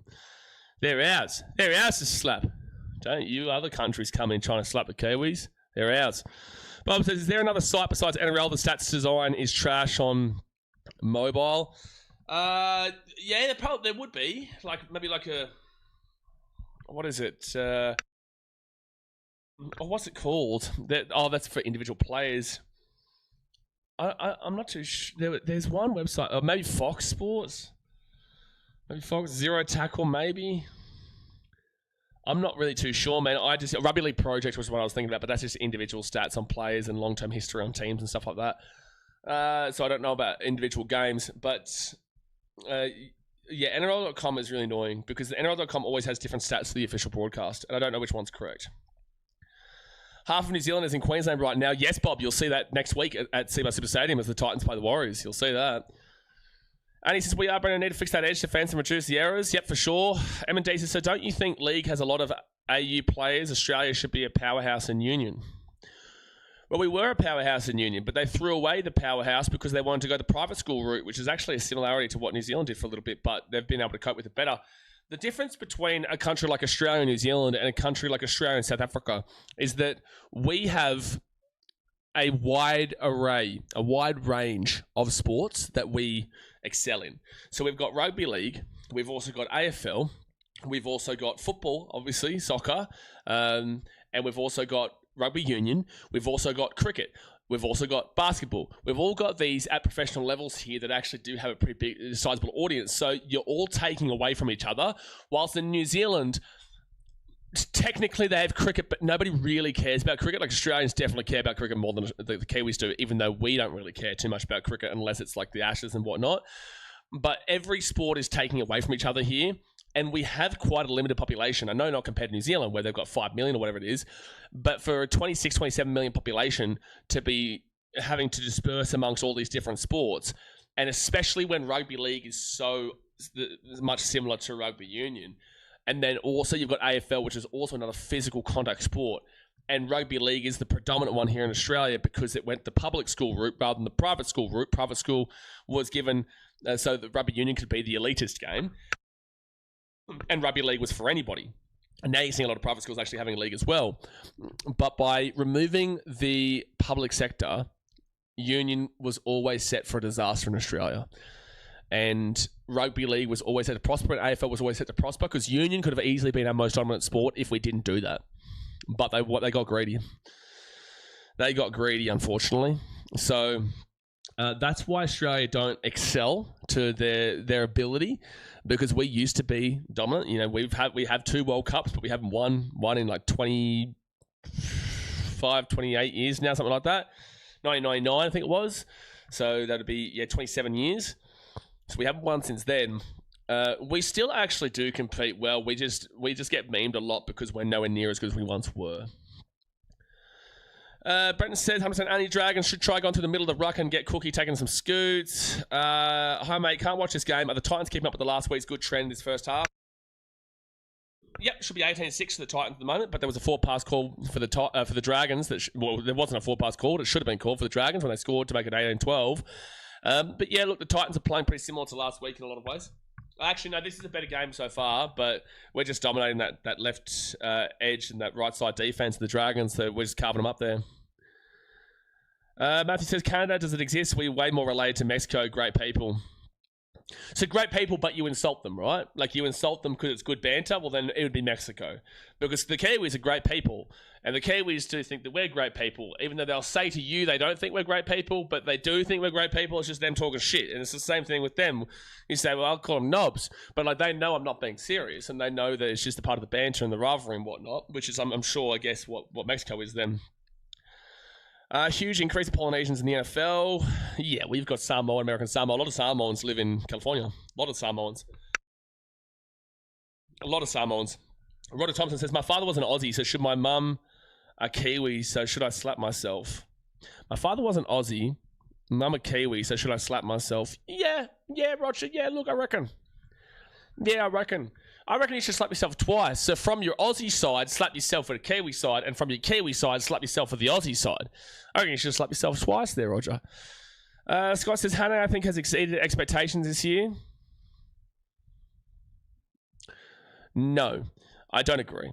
I think that Josh Hannay is showing really good signs for the future, but you can't say that somebody has exceeded expectations when we still haven't been competitive at all. Now, I wasn't expecting to be competitive at all, but at the end of the day, we're still in second last. With the win here, we go to fifth last, but with that being said, like it's very easily that we could still finish off the season in second last kind of deal. If we lose today, we could still finish off in last. So no, I disagree. At the end of the day, the results are not showing that. I do believe in Josh Hannay, but you can't judge a coach based off of 21 rounds of their tenure. You have to wait until halfway through next year before you can start to think about if a coach is working out or not. And it's way too early to be thinking that. I think that, again, he's showing positive signs. But no, you can't just go all in and say he's exceeded expectations, because was your expectation Spoon? Most people didn't have the Titans for the Spoon, but was your expectation Spoon? If your expectations of the Titans was Spoon, then sure he's exceeded the expectations because we're one spot above that. But if your expectations weren't spoon, then no, that's not true. That doesn't mean that I think Josh Hayne's bad. I think that Josh Hayne can be great. I think he can be awesome, but it's way too early to be judging this and to be suggesting that he's exceeded expectations. I think right at this very second, you just be saying he is doing what he's doing and it's looking positive for the future, but still a long way to go. David says, was going to back at Jojo anytime try, but lucky so far, don't seem to be going that side of the field. No, they're going the left side because the Dragons are just giving up free space on that left edge for the Titans. But the second half is about to start here, guys. Both teams are back out in the field. Titans will receive this ball to start the second half. Obviously, hit that thumbs up button, subscribe, Dragons. You've got 40 minutes to try and save your season, to try and avoid that spoon. Keanu Kenny gets it off to Cooper Bye, and Cooper Bye, he'll bring it out now to the 15 on first tackle. That forward pass comes back to bite us, I swear. Well, we know the NRL absolutely could. Jojo with a good run to the 25 now on second tackle. And Oliver Pascoe, well, that's a 6 again. I don't know how that's not called a 6 again there, Todd Smith. But then again, you've not given us a single 6 again here today. Adam Aho will now bring this ball to the 45 on fourth tackle. Just got to keep up with these massive meters that we've been making. Averaging over 50 meters in the first half is insane. And I just want to keep averaging that same amount of meters. This one's probably going to be about a 46 meter game, 45 meter game or so. And it was 43, so close enough. And they'll whack this ball down here to the 10 where Gutherson will get it. I just need to see the Titans just maintain here because Dragons are usually awful in second halves. Titans aren't typically amazing in second halves, even though recently they've been changing that around a little bit. They were... Yeah, like they've been changing around a little bit recently, like against the Panthers. I can't remember if Manly was a good second half or not. I think it was. But they're not as bad second halves as they once were. So you've got to fully expect the Titans can actually hold out here. But then again, this could be from a Titans fan perspective, right? So they go to the left-hand side, fourth tackle. And now Ryan Couch will get this ball to the 45. Made a bit too many meters for my liking in that set, considering that they were averaging at 35 in the first half. Now that's a 44-meter gain. It's a big bomb there from Atkinson, but Phil Sami with an easy grab, and he'll get this ball to the 25. And again, that left-hand side, bro. Oh, no. Yeah, sorry. Wait, yeah, that left-hand side again. Yeah, made plenty of meters there. Second tackle. Yeah, Nathan was here this, earlier, Jess, but obviously I'm a Titans fan, so he's probably not going to really want to tune in too much for a Titans-Dragons stream when the Titans are on, and he's a Dragons fan. Goodbye. Adam Aho, he'll now get the ball to the 40 on fourth tackle. Fourth tackle. Yeah, I know why you want them to do it for the King. On his here we go. Oh, couldn't get the off-the-way cleats. I know why you want to do it for the King in his 250th, Jason. I know exactly why you want that. Because we go above you with a win here. And Gutho gets rocked in the tackle there by Jojo Fafita at the 10 on first tackle. Of course you would like that, wouldn't you, Jason? Wouldn't you? Is it because we put a fitty bum past you, or what's the reason? Is it because of that, or is it because of the fitty bum? Which one, Jason? Which one? Come on, man. Come on, man. Set to 2 to the 25 on third tackle. Come on, keep them down here. Keep them struggling for meters. They've gotten about 32 meters here in 4 tackles, so they'll probably get to about the 40, which I don't mind. They go out to Carl Flanagan, Dylan Egan, or is it Hamish Stewart? I can't see. It was Hamish Stewart, and he'll get that ball to the 50, and Daniel Atkinson. So 38-meter gain, I'm happy with that. That's an awful kick. That's out in the full. That was absolutely horrific from the Dragons. The Titans getting the ball to 50. Come on. Because he stole our colours. Man, we don't even have the same colours as you. I would actually prefer... Honestly, I'll be completely honest with you. I would prefer to go back to the Chargers colours. I think they're cool. I got a jersey at Sam Jenko's place. It's just that... I've now sent it over to me here in this part of the world. I do love those colours. But our colours make more sense for the Gold Coast anyway. How does blue and yellow represent Parramatta? Like, we've got the gold for the beach. We've got the blue for the ocean. And I don't know what the white represents. But the blue and gold... We've got the ocean. You don't even have a... Well, you've got a beach, but that's at Penrith, you scoundrels. You don't have Jack. So 6 again for the Titans. Their first 6 again of the day. Oliver Pascoe to the left-hand side. Zane Harrison. Harrison short ball to Josh Patson. No, that's Bo Firmer at the 20. Second tackle. 20 metres out. Cooper Bye to the right-hand side. Come on, Titans. Put one in over here. Get us off to a good start here in the second half. Keanu now takes this ball to the 18 on third tackle. They roll it back into Oliver Pascoe. He'll get this ball across to Zane Harrison, up to Cleese Haas, and Cleese Haas is going to be at the 10 on 4 tackle.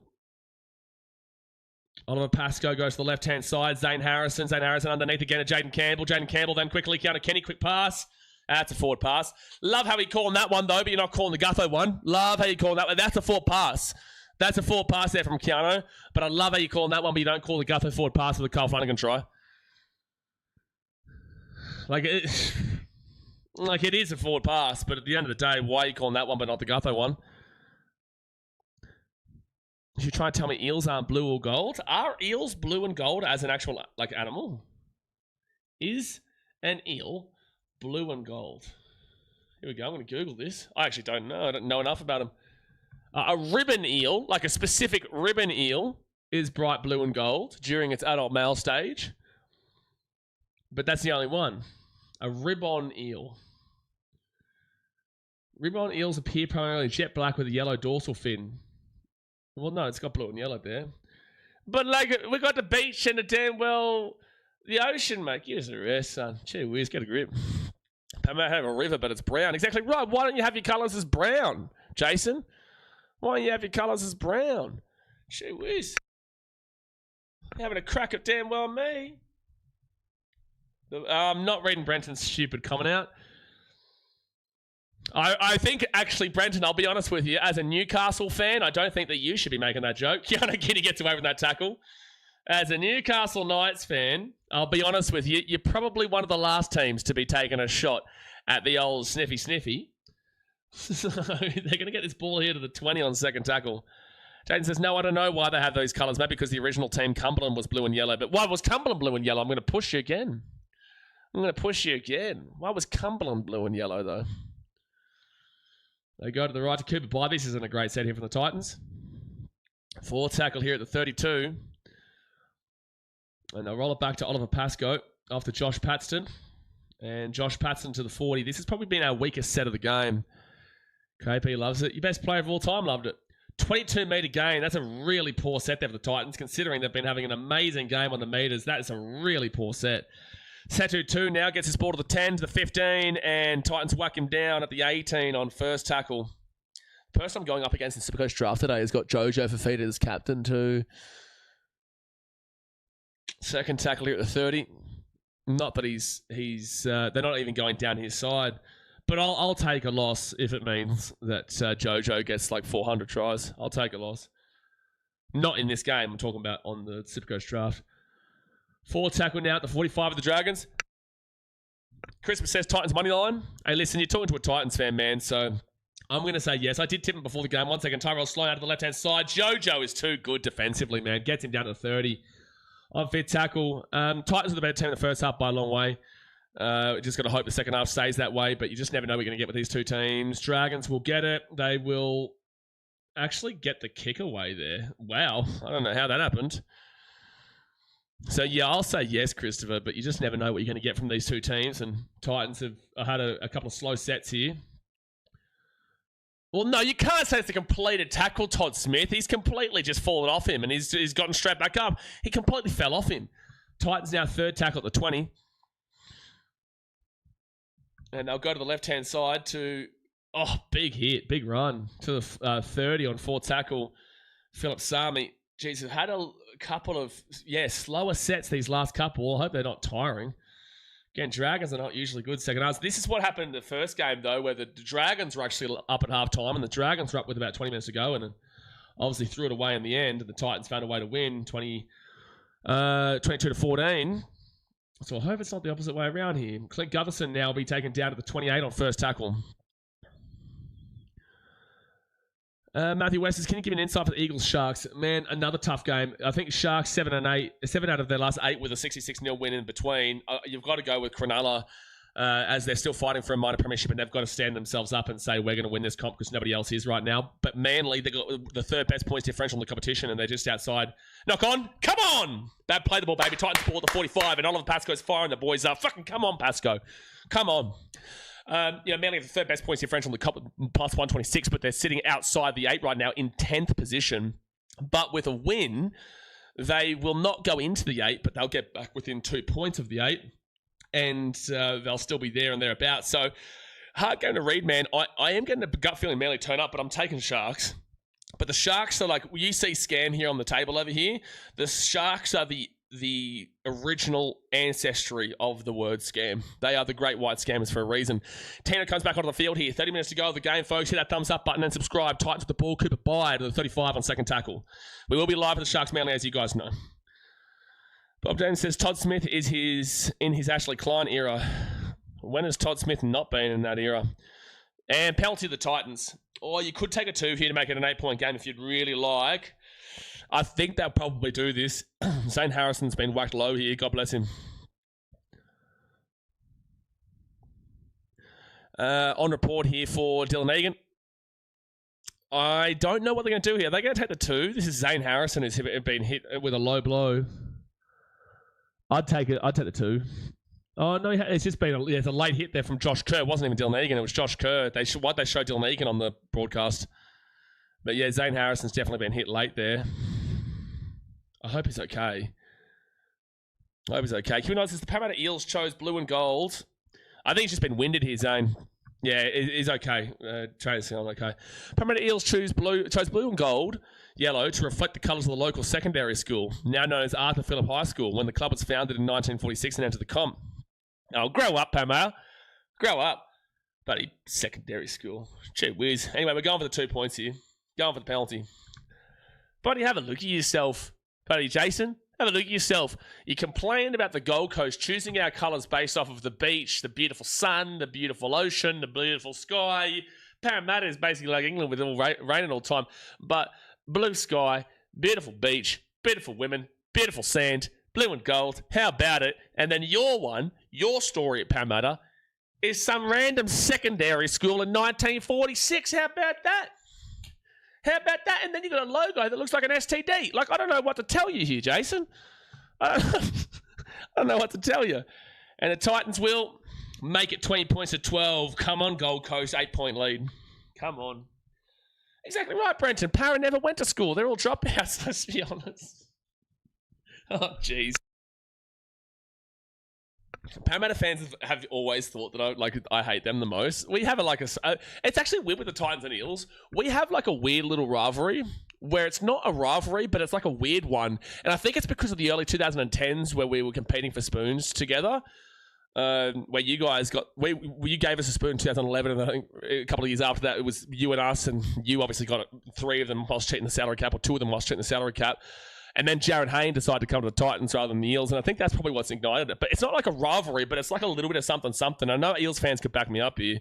It's like a weird thing where it's like we don't care, but we do care. I don't know what it is. Maybe it's because of the blue and gold too. I don't know. Jay said it's because you close your eyes and think of Parramatta the way it's sound. You'd think of the thing of the colours blue and gold. What? What did you just say? It's because if you close your eyes and think of Parramatta the way it sounds, you'd think of the thing of the colours blue and gold. What the fuck are you talking about? What? What are you even talking about? If you close your eyes and think of the word Parramatta, you'll go, that's a high tackle. Come on, penalty. What are you talking about, Chief? How does the word Parramatta make you think of blue and gold? Like, you're only thinking that because of the team. What? What? That is insane. I want to spend a day in your mind, mate, because that is a cooked comment, mate. That is cooked. That is cooked, man. So Titans now at 30. We love you, Chief, but that was cooked, man. You basically just said the letters that form Parramatta, when you close your eyes, they look like blue and gold. So second tackle in for the Titans at the 25. And Oliver Pascoe is going to get the ball. They go to the left-hand side now. Josh Paxton, and Paxton's now going to be at the 10 on third tackle. Oh, no. Come on, Titans. Find a way over here. Close your eyes first. Shut up, David. Out of the right counter, Kenny. Oh, 10 under 5. I'm not closing my eyes now. Fourth tackle. 5 metres out. Oliver Pascoe. He'll be at the 5 on fifth tackle. Close your eyes first. Fifth tackle. Tino to Zane Harrison. Zane Harrison kicks his ball across here. Come on, big field dog! Oh, he's knocked the ball on. Oh, so close to a try there for the big field dog. Dragons ball here at the 10. Oh, he had a great chance to score here too. Great chance to score, but he knocked it on the field of play. It'll be Dragons ball at the 10. I close my eyes and see crap brown. Well, that is the colour of their river in Parramatta. Jason says, you'll never beat our record for spoons. Look, Jason, I know it hurts me to say this, but I agree with you. You know, I agree. And you know what? I'll even add to this, and it disappoints me greatly. We'll never catch you for spoons one whilst cheating the salary cap. You know, it's just something that I'll never be able to survive. I don't know if I'll ever be able to come to terms with the fact that we'll never have the same amount of spoons won whilst cheating the salary cap. Tyrell slow to the left-hand side. This is karma if they score. They'll kick the ball over the top. Why would he kick that? Why would he kick that? Titans going to offload the ball. Jalen, they could be away here, the Titans. Oh, no, that's good. Jalen DeGroot's got out of the in goal. That's unbelievable, Jalen. That's unbelievable from the Titans to stop that try. I don't know why they took that kick there, but I'll take the fact that Jalen DeGroot got out of the in goal. That's huge. Second tackler at the 5. Stop distracting me with Parramatta. Keanu Kenny brings it out of the 12. That's actually a good run there from him. Michael says the NRL will have 3 red teams with the Bears. Yeah, the Bears are red and black, the Dragons are red and white, and the Dolphins are technically red and white too, actually. 4 tackle now, red and... What do you say, Dolphins are red and yellow or red and white? Probably more red and yellow, aren't they? Tino now to the 30 on 5th tackle. That's a good run there for Tyrell Sloan. Just don't know why he kicked it on 4th. Is Jalen DeGroot South African? Sounds South African. I don't know. Jaden Campbell will kick this ball down to the 20. Oh, centre 2 bubbles it. But he does catch it and then flicks the ball across to Gutho in a very risky pass, which benefited them nothing, and it'll be first half with the Dragons at 33. Yeah, also red and green for the Bunnies. Yeah, you're right. Yeah, red and green. I would always think of the Bunnies as green, though. Like, when I think of the Dolphins, I think red. When I think of the Dragons, I think red. When I think of the Bears, I also think red. When I think of the Bunnies, I've always thought green and will always think green. Walker Shaw said, if you sniff enough glue, you can smell the paracolours. Jesus, close your eyes and you'll see what I mean. Jeeth, you are cooked, mate. How much have you smoked today? How much have you smoked today, my guy? So it's pit tackling at the 25. And they go to the right-hand side. Daniel Atkinson, they're getting a bit of momentum here. The Dragons set to 2. Knocks it back. Dragons ball still. They kick this ball into the corner. 7 tackle set. Come on. Come on. Come on. Dragons get a little bit of momentum at the moment. They are. If you sniff enough glue, you can smell the paracolours. This is crazy.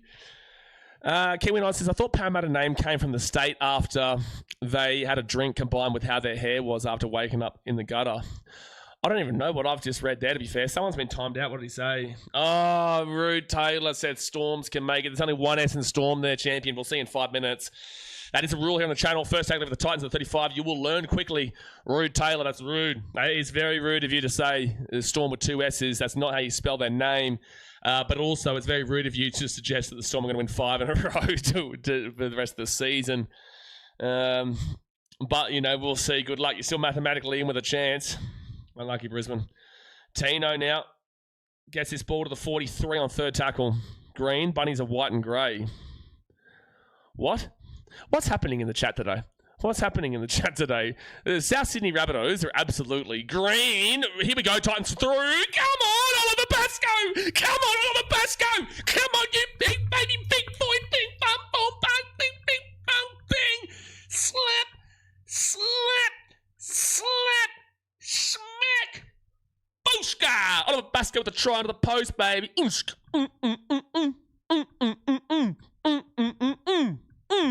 Titans with a try time. That'd be a 14-point game. For Original says, up the Titans. Yeah, get around it for Original. Oliver Pascoe right through under the post. Bing bong. Bing damn well bong. And Keanu Kenny. Beautiful little run here. And a beautiful offload there where Chris Randall then gets it. And then he'll get through the line. And then when Chrissy Randall gets through the line, you're not stopping big Oliver Pascoe. Come and slapping on right on through. Gee whiz. Come on to Gold Coast. You big, sexy, beautiful men. Take that. Take that. Hell yeah, I don't give a shit about the colours, but I like that. Matthew, you give a shit about the Titans colours. You do. Everyone does, because it's awesome. Titans colours.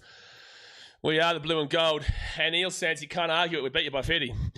So Titans will get the conversion. It's 26-12 with 21 and a half minutes to go to the game. Why has this just turned into a... Jason, you've turned this into a Parramatta shitfest. I wasn't even... There was nothing to do with Parramatta. We don't even play you again this season, I don't think. Because we've already beaten you by 50. But Jason, why have you done this? Why have you done this? You have put Parramatta on the chopping block here, and we've chopped you into bloody oblivion. Gee whiz, Jason. See what you've done. See what you've done. Charlie says, have the Roosters had an impressive performance this year? Can't work out why they aren't a scam or fraud alert. Because they have won like 3 games in a row or something like that, just not impressively. They should be on fraud alert, to be fair, but it's just like I can't warrant it right this very second, but I really do want to put them on fraud alert because otherwise, trust me, man, you'll get all these Roosters fans coming in and going, why are they on fraud alert? You know, they're in second position right now and they've won their games. It's like, if you read the room, you'll understand that 1, it's not that deep, but also 2, even your own fans on Instagram sections and Facebook sections have been saying, I feel like we're losing even though we're winning. Like every win feels like a loss. And it's true. So I get you. I agree with you. But I just don't want to have to deal with the, well, we're in second position, man. You're just a Titans sailor. They go to the left-hand side here, the Titans. Come on, blow it away, blow it away, blow it away. Down to Groot, down to Groot, down to Groot, the 40, third tackle. 20 minutes to go of the game here, folks. Hit that thumbs up button. Subscribe if you're new around here. They go to the right, and it'll be Phil Sami, the big Sam dog. He'll be at the 50 on 4 tackle. They go to the right. Chrissy Randall now to the 44 on 5th tackle. I think I prefer the chat talking about snails and all this colour talk. Jesse, you can blame Jason, our local Parramatta fan, that decided he wanted to put his own team on a damn old chopping block. You know, here's a good question. Here's a great question for people. Would you rather try vinegar and bacon, vinegar on bacon like Gary suggests over there in England? Well, you know what? Actually, I'm going to add it in here. Would you rather try vinegar and bacon in England, not with Gary, but you're just in England, or would you rather be a Parramatta fan? Now, that's a question. Now, that's a real big question. Vinegar and bacon in England, or to be a Parramatta fan? Dearie me. Now, that's a difficult question. 5th tackle now for the Dragons. I know what people's answer is going to be, though. 5th tackle here at the 50. And they'll go to the right to Dan Atkinson. And the Titans, I knew it was going to be bacon and vinegar. I knew the answer was going to be that in the chat. Keanu Kenny runs this ball back to the 20 on first tackle. Not with Gary. Not with Gaz. Oh, by the way, I told Gary that he had a fake account yesterday. Someone came in here with a fake account of Gary. Titans at the ball at 30 on second tackle. I told him on Instagram. He's like, did someone hack my account? And I was just like, that's such an like an older person response. Like, no, they didn't hack your account. They just made a fake account, bro, with your picture on it. Titans now bring this ball to the 50 on 4th tackle. No brainer, back all the way. Yeah, but Andrew, Gary says that vinegar and bacon is awesome. Jess then tried it and said it was awful, and Gary won't stop talking about it in the chat. Titans, Adam Hall at the 40. Well, that's a 6 again. Yep, thank you. Thank you on 5th tackle too, baby. Come on, Gold Coast, avoid this spoon. Let's get out of the bottom 4 today, son. Come on, get a try here, and I'm confident. I know we're up by 14, but I'm never confident with the Titans, and you guys know that, and there's a reason for that. Come on, Titans. Finish them off right now. Finish them off right now. Avoid the spoon and get out of the bottom 4. Vinegar and bacon is vile. I know, Mitch, but this is why this is a significant question. Gary, who's a Manly fan on the channel, but he's from England, he's usually here, but he's got some... JC in your mouth, JC in your mouth, JC in your mouth, JC in your mouth, uppercut, slap, boom, headbutt, slap, bang, boom, bam, bing, bang, boom, bang, bing, ba, boop. 30 to 12 to get the count, baby. We are not getting the spoon today. We are not getting the spoon today. 30 to 12, it's about to be 32 to 12, baby. Slap him. This is usually what happens in the last 20 minutes of Dragons games. Dragons fans, any nation, you know I don't have any disdain for you guys. If it wasn't you guys playing the Titans, you know I'd be feeling bad for you. But I just obviously can't today. I can't. But JC, what a game he's had. What a game Jaden Campbell has had today. He has been absolutely incredible. He has been absolutely incredible today, JC. Oh, boy. Rice says, I'm so glad we aren't conceding like 30 points as well. Hopefully knock on wood. Why would you say that, Rice? Why would you say that? Why would you say that right now with 17 minutes to go? Colt Sanders says, JC, man of the match. Performance so far, he's absolutely killed him. Absolutely slapped him, Colt Sanders. Mate, he's uppercutted him. Give it a nice little backhand. Jason said, hey, just supporting my man Gutho in his 250th. You ain't supporting Jack in his 250th. You just didn't want the Titans to go above the Eels today. You ain't supporting Jack. Samuel says, Titans win every game and make the 8. Not mathematically possible, Samuel, but we are in first position, so we're already in the 8, mate. Mitch Gray says, I'm in England now and on shift watching this. Had Titans minus 19.5 at half time to come on Titans. Well, we're up by 20, mate, so we are for line for you, son. Don't forget, guys, we've got the Sharks versus the Manly in a big game right after this. Big game. Samuel says, I was kidding. Well, I'm not. The first place on the table, mate. She shouldn't be kidding. We've never lost a game before and we'll never lose a game again. You know, this is just the real shit here. This is a serious channel, man, so you shouldn't be joking around here. You shouldn't be kidding. This is a serious, serious channel. I'm not laughing right now. My gosh, when I think of how serious this is, I'm thinking, like, real serious business. 17 minutes to go here to game. First tackle of the Titans. Tino brings his ball out to the 25. It's going to be second tackle. Bing bong, baby. Other Gold Coast Titans says, can we talk about 50 now? You can. If we can score 3 converted tries, we can score 50. And you can talk about it because we've hit the thrifty 30. A bit late since Pascoe scored a little bit ago, but I really like how he's the first person to celebrate with the person who scores a try. Absolutely. Also, mind you, with Oliver Pascoe, it's so awesome to see that he's hyping up the Keanu Kenny. Nearly got away. 4 tackle to 50. It's also really awesome to see with Oliver Pascoe that if there's an error, he's there firing the boys up. And that's why I got excited before for him, because he's the first person to hype the boys up and fire the boys up. And also to go and, you know, celebrate with the guys. So Clem Gutherson now, he'll get this ball to the 15 on first tackle. Can the Tigers, Spoon Williams says, nah. Realistically, no, mate. Like, the Tigers have got 7 wins. The Dragons have got 2 wins. The points differential's not too far away, but the Tigers have to lose every game for the rest of the season. And the Dragons would have to win all 6 of their remaining games, really, or 5 out of their remaining 6 games, which obviously just isn't happening. Unfortunately for the Dragons, the spoon is theirs. This is the killer blow. It's pretty much official, man. It's pretty much official. I can't see a world that the Dragons avoid the spoon now, because they're still going to be 4 wins away from the Titans, the Eels, and the Broncos. Like, the Titans, Eels, and the Broncos are still the only chances there. But the Eels are probably the better chance because they've got the worst points differential of the 3 of them, but it's still minus 182. Tigers, they don't have a good points differential. It's the second worst in the game. However, they did get enough wins early on in the season. We will go above the Tigers, the Eels, and the Broncos, Brenton. We will go into 13th position, regardless of how much we win this game by. It doesn't matter. 20 points, 1 point, 100 points, doesn't matter. We'll go above all 3 of those teams. Because Tigers are minus 209 or something. Eels are like minus 181, and the Broncos are minus 132, and we were already minus 106. Daniel Amir is trying to call for a penalty here for a high tackle, but they won't get it. So Oliver Pascoe gives it off to Chrissy Randall. Chrissy Randall the 50. Keanu King today, 211 metres, by the way. Tino, 133 metres. Besides that offload, he's had a good game. Bowie Firma, he was brilliant that first half. Right sense, do you think Pascoe can get Rookie or Hooker of the Year? I think he's a shout for Titans Player of the Year. I think he should get Titans Player of the Year. Oliver Pascoe should receive the Titans Player of the Year. In terms of Rookie of the Year, fantastic shout. A fantastic shout. Who would otherwise be there? Can people rattle through some names of other teams? Moran has been great, but Pascoe has still been more involved as a starter. They go to the left-hand side here, the Dragons. Now they'll be down at the 35 on first tackle after a 6 again. Gutherson now. The 45, they're going to score very quickly. Down by over 3 converted tries. A team of disabled monkeys could beat the Dragons, Aspect says. Hey, listen. What's that saying for the Tigers 2 weeks ago then? What's that saying for the Tigers? We go to the left-hand side, and the Dragons will be taking down at 30 on 4 tackle.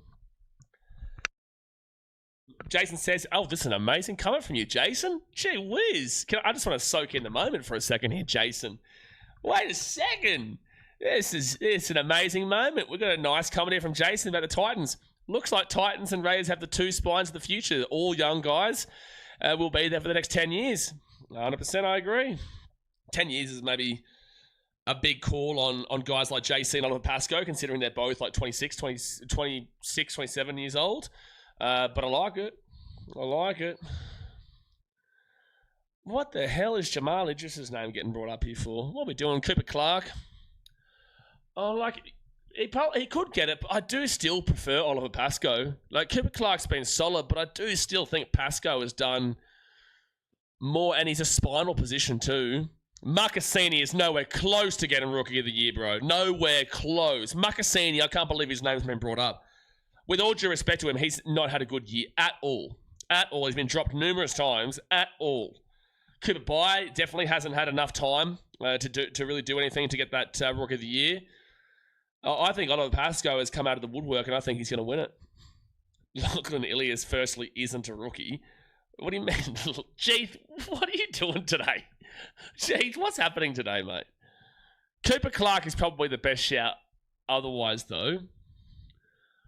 Because I can't really think of anybody else who's really stood up. Ilias is an NRL stand, should go to Super League. Sure, David, but he's not a rookie. He's played at the Rabbitohs, he's played at the Dragons, and now he's at the Titans. Val Holmes out of the left-hand side. Val Holmes actually might score here. They might actually score here. They will actually score the Dragons. Well, there's a chance here, Dragons. You've still got to score 3 more tries, though.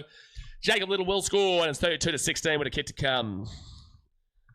Ethan Sanders can win that thing. Oh, yeah, Ethan Sanders is a shout. He's only had 3 really good games recently, though. But I guess if he keeps up his form, the back end of the season will matter probably the most. But, yeah, Ethan Sanders could win it. Oliver Pascoe could win it. And Cooper Clark could win it. I reckon the NRL would probably lean more towards the Cooper Clark, the Ethan Sanders side of things, because they love a halfback. Largans has beaten the Dragons. Isn't for everyone. It's not for everyone, Largan.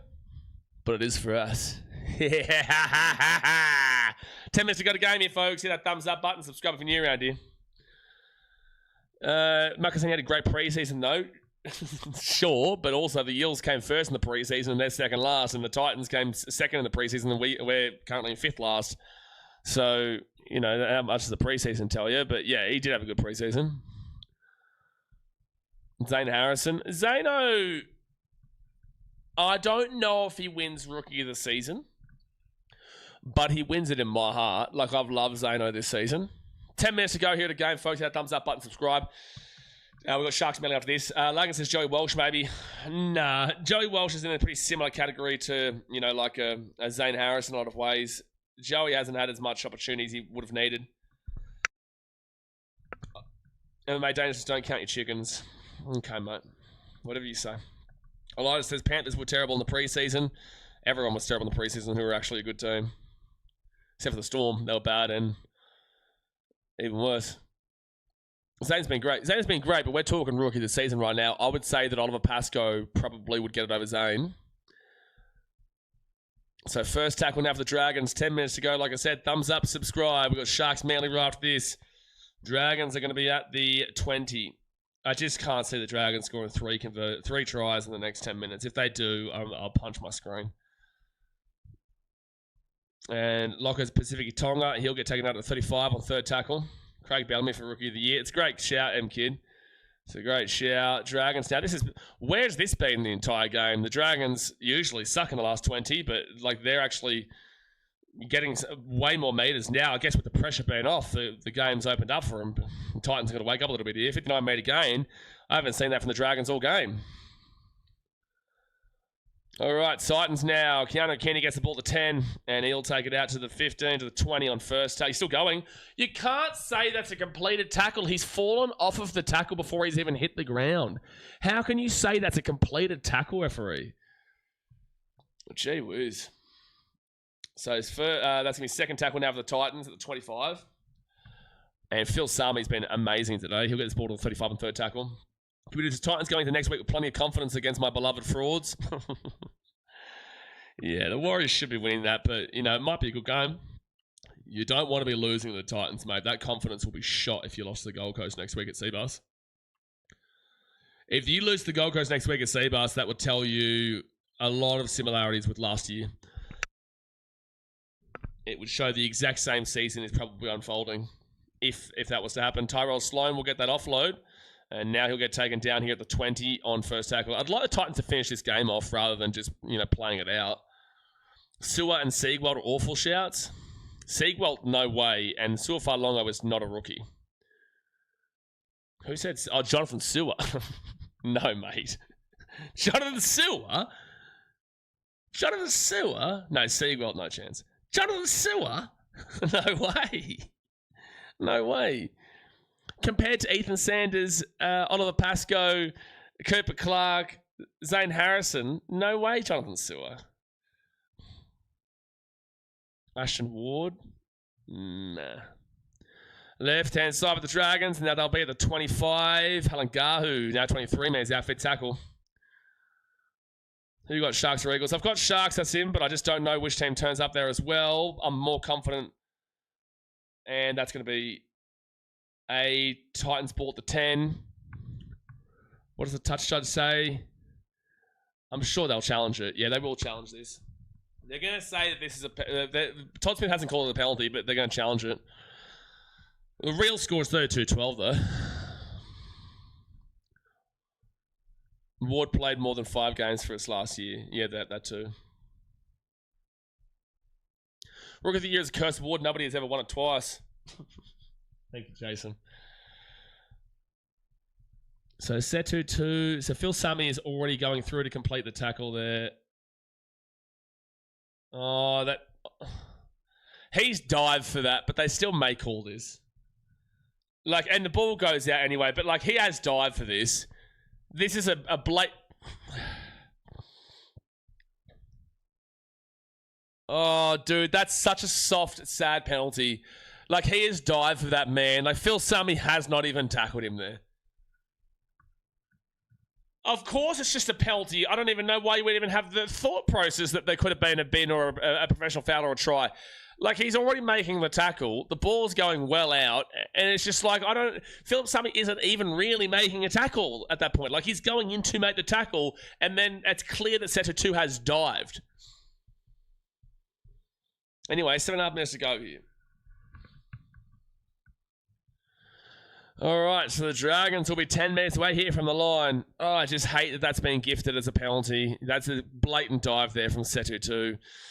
Well, I'd like the Titans to at least... Like, I'm not worried, really, but, like, I don't like that they're not finishing the game off strong. 6 again for the Dragons, 5 meters out. They go to the left-hand side to Carl Flanagan to lock up Pacific Tonga, and he'll be at the 4 on first tackle.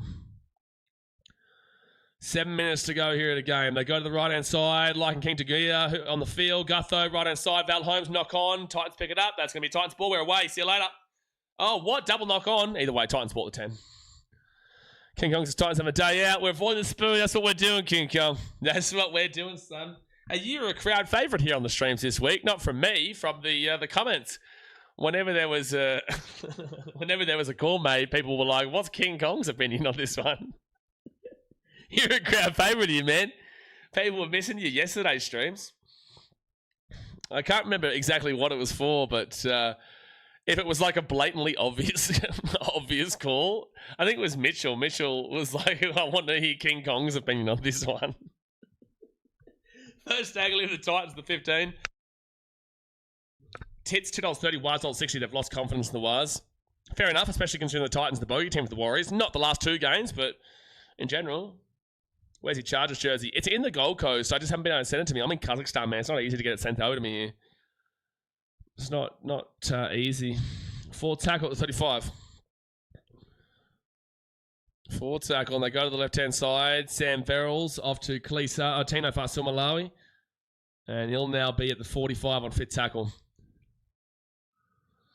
Adam Dewey said to ask for a release from the... Call him as I see him. Adam Dewey said to ask for a release from the Tigers effective immediately, with his camp saying the relationship with Benji Marshall has become untenable. No, this is Isaac Moses all the way, bro. Isaac Moses is trying to push him to the Rabbitohs or to Papua New Guinea or to Perth. There's no way. Moses is a little weasel, bro. Isaac Moses is a little weasel. I just don't understand why NRL players still use him. I don't understand how he has respect with players inside the inside the NRL, man. You know, this has Isaac Moses written all over it to get him out of a Tigers team that he doesn't believe in, to get more money for Isaac Moses by going to a Rabbitohs or to go to a Perth or to go to a Papua New Guinea. 60 getting over the Dragons, they go to the left-hand side and they give it up to Val Holmes. Val Holmes now gets through, taking up to 35 on first tackle. 35 metres away, Dragons right inside. Don't forget Sharks Manly right after this, folks. They give it off to Halangahu. Set restart 7-2, but I've counted at least 3 that should have been given it. Forward pass, referee. Fucking finally, Todd Smith, he calls a forward pass. Finally. That was about as forward as the Gutho forward pass for their second try here today. Of course that was forward. Blocker. Sherlock Holmes over here. Josie passes, yeah, it's definitely some Isaac Moses shenanigans, 100%. Jesus, I got an idea for you, Blaze. You should rate Titans players' performances each week after every game. Yeah, but I got to stream the Sharks Manly after this. I could do that. I could, but I want to do a Titans podcast next year without, snakes. First tackle now for the Titans at the 25. So, yeah, no, I'm going to definitely do a Titans podcast in future. Second tackle at the 30. I want to do it this year, but I just want it to be right. And it's so difficult when I'm traveling permanently, but obviously you guys know I'm consistent regardless. The urge to put Isaac Moses on the curve, like it says, oh, dude, it's just actually outrageous that this guy exists in the game. Kazakhstan, have you seen Borat? If you watch my Instagram story, I am Borat. But if you go on Instagram right now to BKRsport, you'll see I am Borat. Jojo Fafita gets through, gets the offload away. Zane Harrison, score a try for you first.